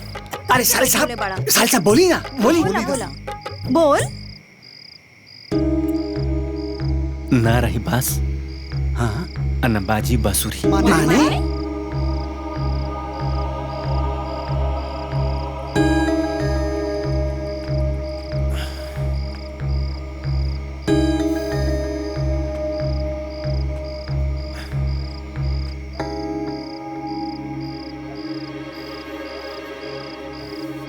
माई के मारे के पड़े।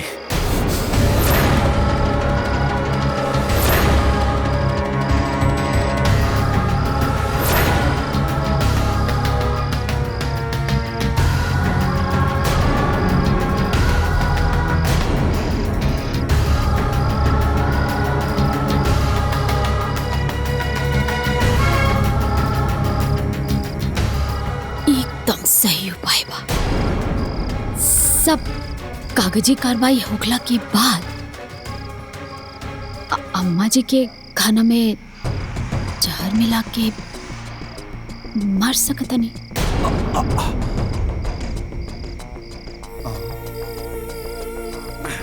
मगर जहर दे के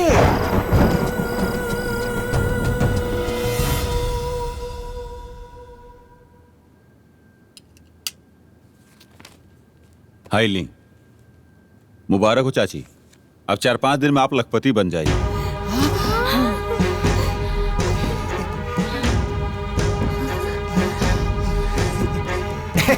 साहेब पैसा कैसे मिली? माने चेक में कि कैश में? कैश मिली।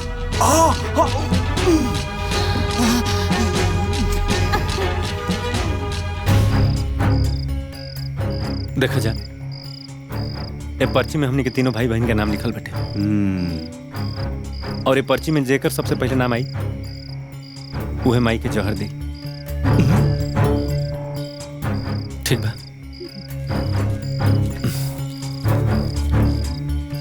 उठावा जा।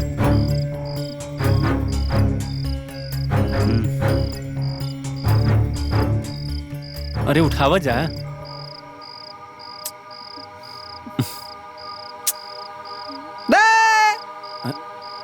एमे सोचे के का बा?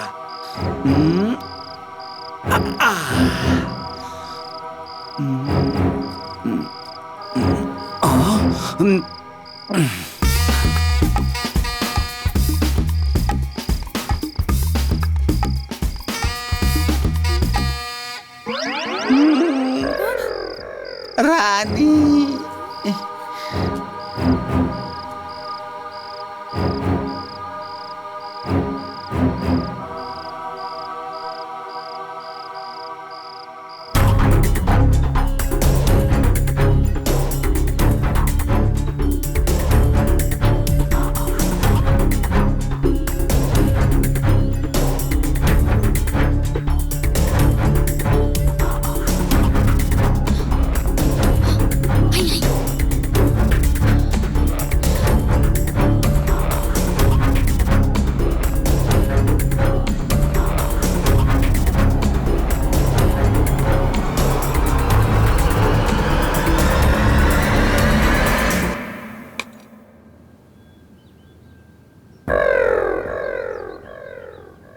ले माई दूध रोटी खा ले। बिटिया इतना सवेरे सवेरे खाना खाए के मन नहीं खे। अम्मा जी रवा की दवाई भी खाए के बा ना, खा ली ना। ए दुल्हन हम सही कहा तानी, अबे खाए के मन नहीं खे हमार। ए मौसी, ई दूध रोटी हमरा के देना, हमरा के तुरंत से भूख लागल बा, हम खा लेते नहीं। अबे एक थप्पड़ मारम ना तोहार भूख अबे मिटा जाई। हरामी कहीं का चल बिटिया लइकन के ऐसा ना डांटर जाला, दे दे गुलवा खा ली। अरे माई ये केतनो खाई ना कर भूख ना जाई। तो के दवाई खाए के बा ना, ले तू खा ले। ते मौसी ना मुझौसी बड़े दे हमरा के।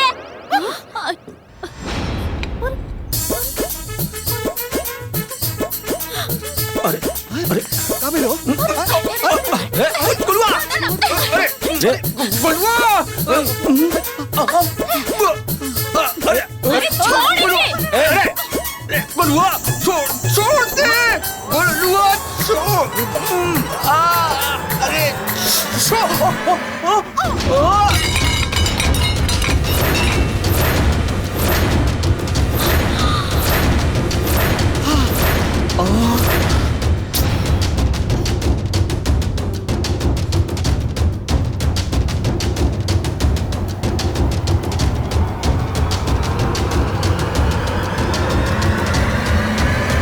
बा माई, दूसर दूध रोटी लेके आवत ही।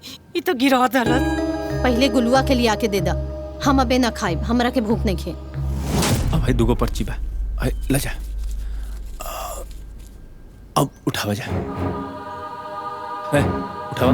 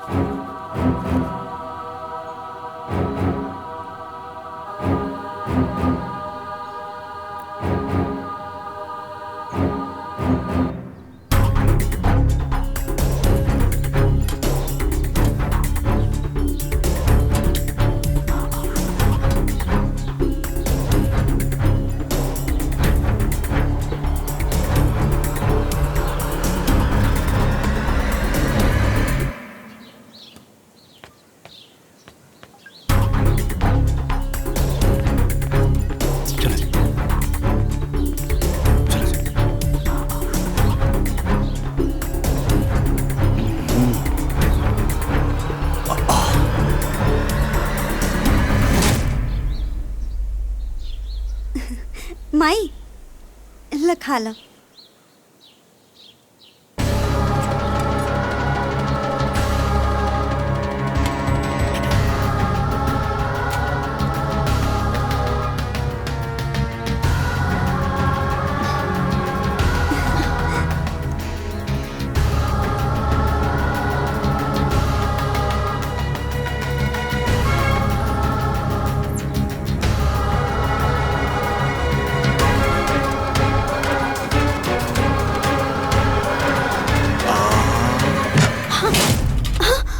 जा।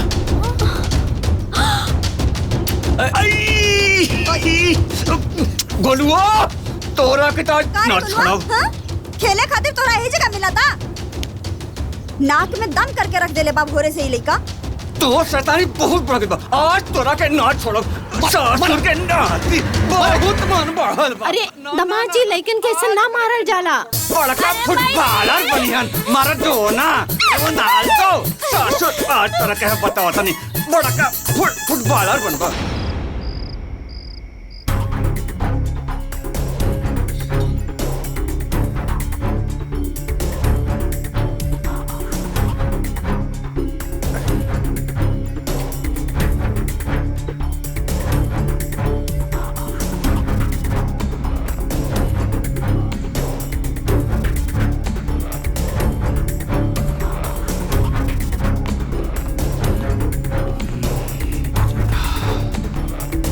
ए बच्चा पार्टी चलो चलो फुट चलो चलो बहुत रात हो गई जाके सो जा। जाके सो जाके सो जिया जा। ये बड़ी मार मारो गोलुआ। लइकन के भगाओ। सासू माई आ रतन सो परेशान करता सन। ले मैं तोर फेवरेट खीर पूरी खा ले।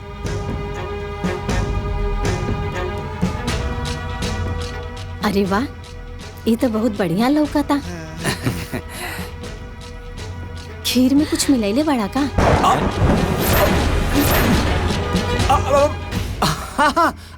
काजू। अरे रवा भुला गई नी, एमे बादामो बा। इलायची और इतना ना जरा के खोआ बना देनी है कि वही का महक आवता। बासमती चावल। बासमती चावल। अच्छा, तब इतना बढ़िया खुशबू आवता। खा ले खा ले मैं खाए। खाई खाई सासू माई।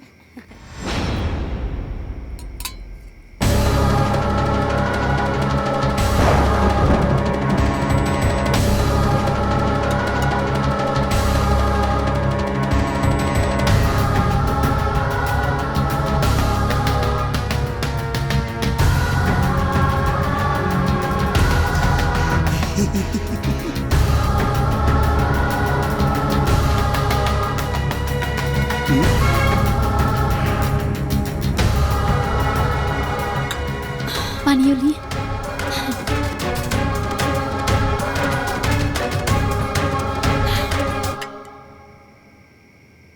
ए बाबू, खीर तो बड़ा नीमन बनल रहे। अच्छा, तू लोग जाके खाना खा के सूत जा, बहुत लेट होता। अरे माई, तू काहे चिंता करता रू, हमने के खा ले। पहले तू सूत जो, मच्छरदानी तोहर लगा देता नहीं। ए जी, रवा लोग मच्छरदानी लगा दी। साड़ू भाई, मच्छरदानी निकालो फटाफट। हाँ। अरे ले आओ मर्दवा। हाय ली। सासू जी सूत जाए। सूत जाए। अच्छा।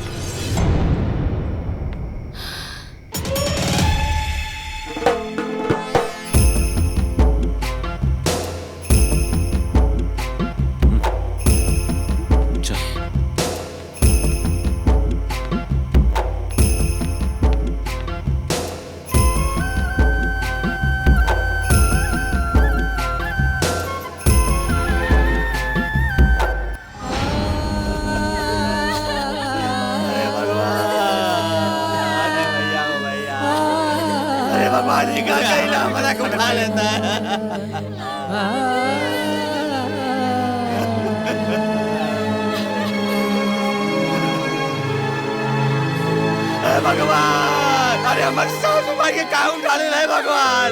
अरे उनका जगह हमारा के उठा लेता।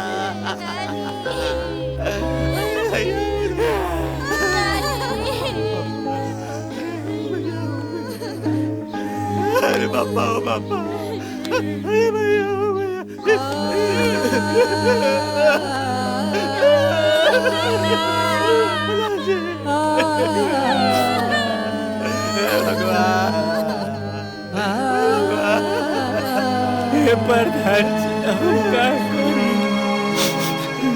ये सब कैसे हो गई? रतिया में खाना खावे ठीक से, अपना हाथ से दूध रोटी खा के।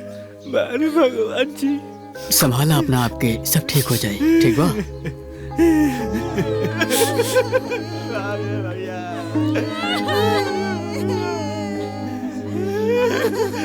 बाकी बाबू, तोहर महतारी मरते मरते तोरा खातिर बहुत पैसा छोड़ के गई। दे दा पैसा।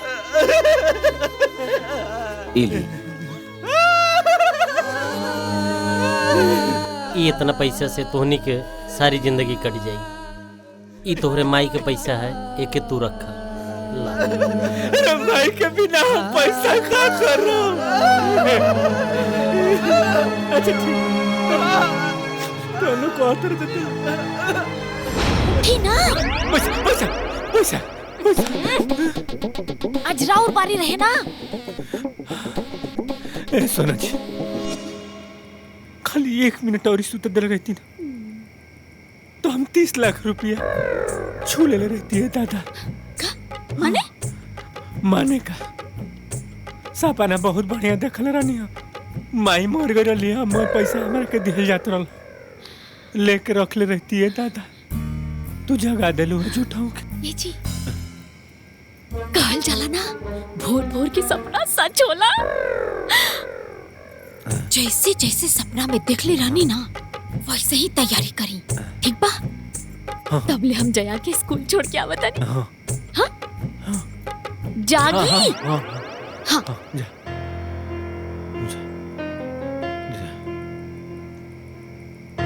ये डी बाबा, सब फेल मारा था।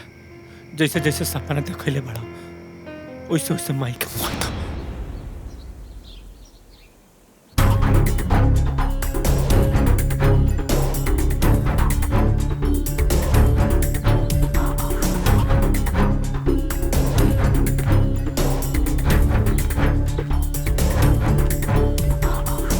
माई के दबा दे तनी, बहुत दुखाता।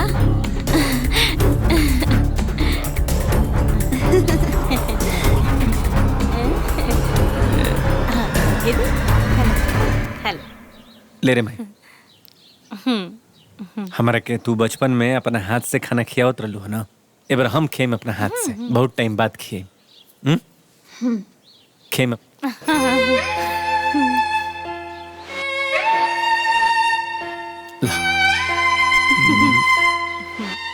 ले और तू रोवत कहे बड़ा रोवल ना चला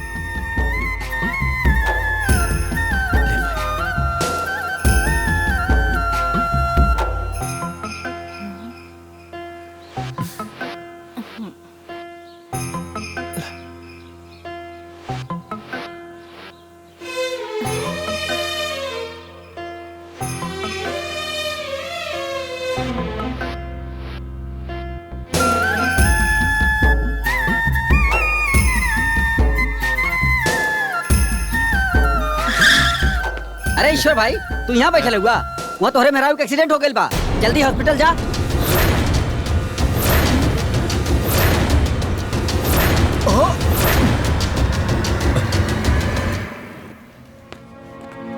डॉक्टर साहब लक्ष्मी किशन बड़ी ऑपरेशन करना पड़ेगा। उनके सर में ज्यादा चोट लगी है और एक पैर भी फ्रैक्चर है, इसलिए ऑपरेशन में 3 लाख रुपए लगेंगे। आप काउंटर पे जमा करवा दीजिए। आप पैसा की चिंता मत करिए डॉक्टर साहब, आप ऑपरेशन शुरू करिए, हम पैसा लेके आवत नहीं। देखिए हॉस्पिटल के अपने रूल्स हैं, जब तक आप पैसा काउंटर पे नहीं जमा करेंगे तब तक ऑपरेशन नहीं होगा। सॉरी। अरे डॉक्टर साहब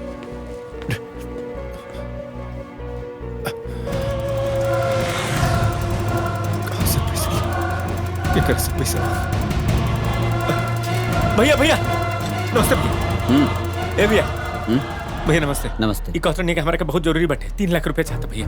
अरे भैया हमारा पास पैसा कहाँ बा, हम काले घर में काम लगवानी है, हमारा खुद खर्चा बा।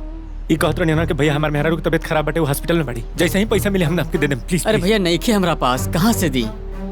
और 3 लाख रुपए कौनो छोट रकम बा?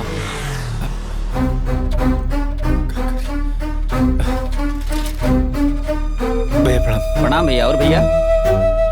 भैया हमारे के 3 लाख रुपया चाहत रहा है। 3 लाख रुपया इतना पैसा का करबा मर्दे? वो काबा ना भैया कि हमारे मेहरारू के एक्सीडेंट हो गई बेटे, वो हॉस्पिटल में भर्ती बड़ी, उनका ऑपरेशन खातिर 3 लाख रुपया चाहिए, हम जल्दी वापस कर दें भैया। 3 लाख रुपया छोट के रकम होला जवन जेब हम रखे रहीला।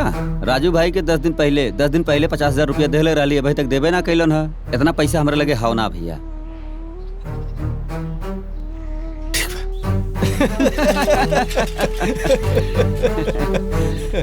चाचा प्रणाम। प्रणाम प्रणाम। आवा राकेश। ईश्वर, बैठा। प्रणाम प्रणाम। बैठे बैठा ईश्वर। बैठे। चाचा हम बहुत जरूरी काम से रहनी, हमारे के 3 लाख रुपया के बहुत जरूरत बटे, वो हमारे मेहरारू हॉस्पिटल में भर्ती बड़ी। चाचा देखा हम तो ना दे सकीला, जे इंसान अपन माई के ना भइल उ केकरो ना हो सकेला, और तोरा ई गांव में कौनो पैसा न दे सकेला।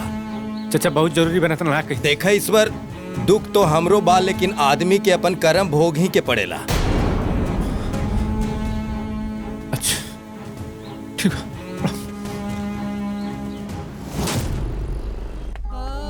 मैडम जी नमस्ते। मैडम अभी तक ले पैसा के इंतजाम ना हो पावल हवे, आप लोग लक्ष्मी के ऑपरेशन करी, हम जल्दी से पैसा के इंतजाम कर। आप परेशान मत होइए, आपकी माँ ने पैसा जमा कर दिया है, वो देखिए। माई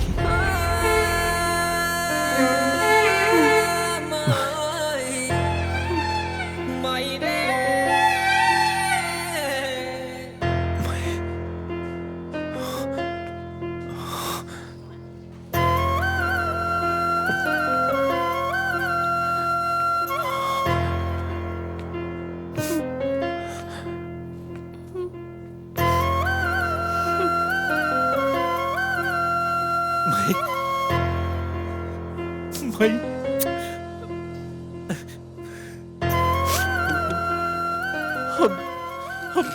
हम कौन मुंह से माफी मांगे रे भाई?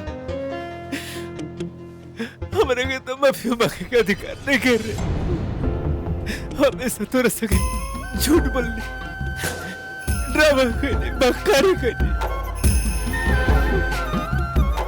हम तेरे ममता का समझ न पाए रे।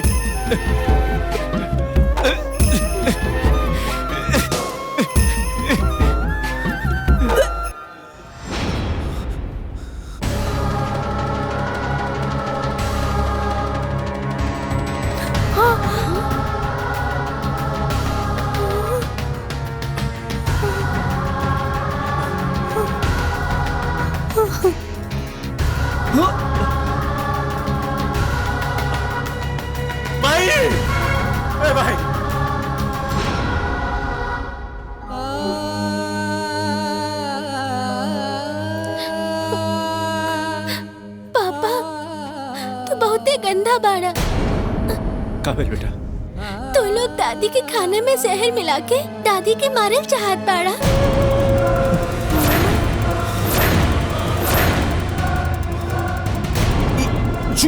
झूठ बात बा। नहीं, तू सब दादी के दुश्मन बाड़ा। और दादी की बात पता रहे कि तू लोग उनकर खाना में जहर मिलावत बाड़ा, फिर भी दादी खुशी खुशी वो खाना खा लेली।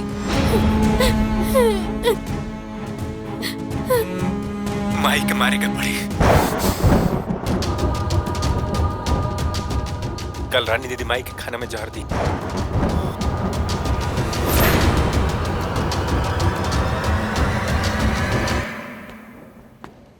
ईश्वर जी, डॉक्टर साहब कैसे भी हमारे भाई? आपकी माता को होश आ गया है, आप जाके उनसे मिल सकते हैं। चलो चलो चलो।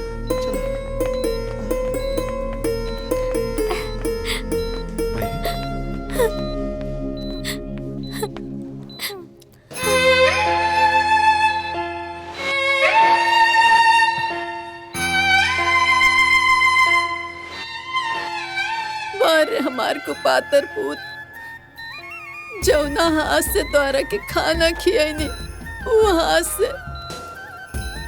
अपने माई के जहर खिया देला। वार हमार किस्मत। बेटा तो बेटा, हमार बेटिन के अपने माई पे दया ना आयल। और दमाजी तू लोग के तो हम अपन बेटा के दर्जा देले रहनी ना। बाकी तू लोग पैसा के लालच में इतना गिर गईला कि तू लोगन के अपना खुशी के आगे हमार दुख ना दिखाई दिहल। तिनका जोड़ के जिंदगी भर तोनी के छोड़ बड़ खुशी और जरूरत के पूरा कईनी। बाकी तू लोग अपने माई के ममता के ना समझ पौला। माई के ममता के ना समझ पौला। माई, हमनी के माफ कर दे माई। हमनी से बहुत बड़ गलती हो गई। अरे भगवान जैसन माई के हमनी मारे के सोचनी। अरे माई, जेकरा से हमनी के पूरा वजूद रहल, हमनी के ओकरे के मिटावे के कोशिश करनी जा। हमनी के माफी के काबिल नहीं जा माई।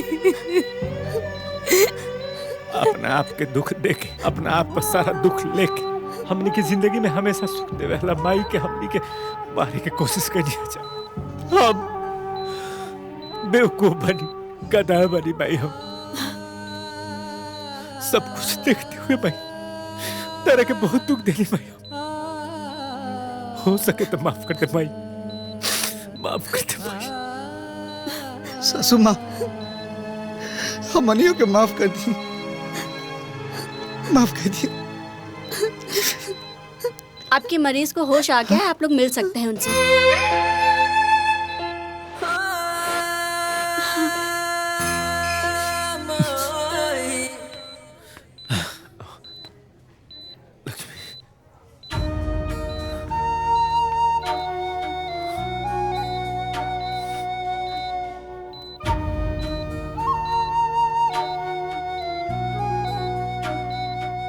का बताई तरह के जकरा के हमनी के इतना दुख तकलीफ देनी जा, जान लेवे में कोनो कसर ना छोड़नी जा। आज उहे तार जान बचो और केहू और ना।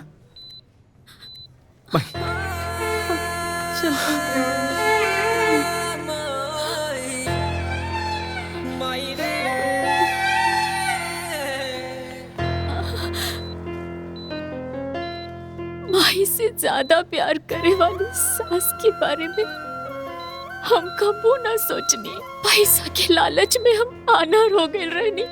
राहुल प्यार के कबू ना समझनी। रहुआ अपन परिवार खातिर सब कुछ लुटा देनी और हमने राहुल प्यार के ना समझ पानी। माँ के ममता और बाप की क्षमता के अंदाज लगावना संभव है।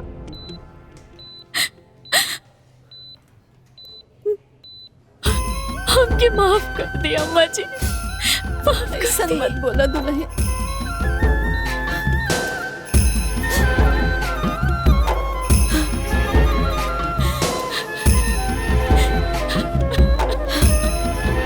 चुप हो जा।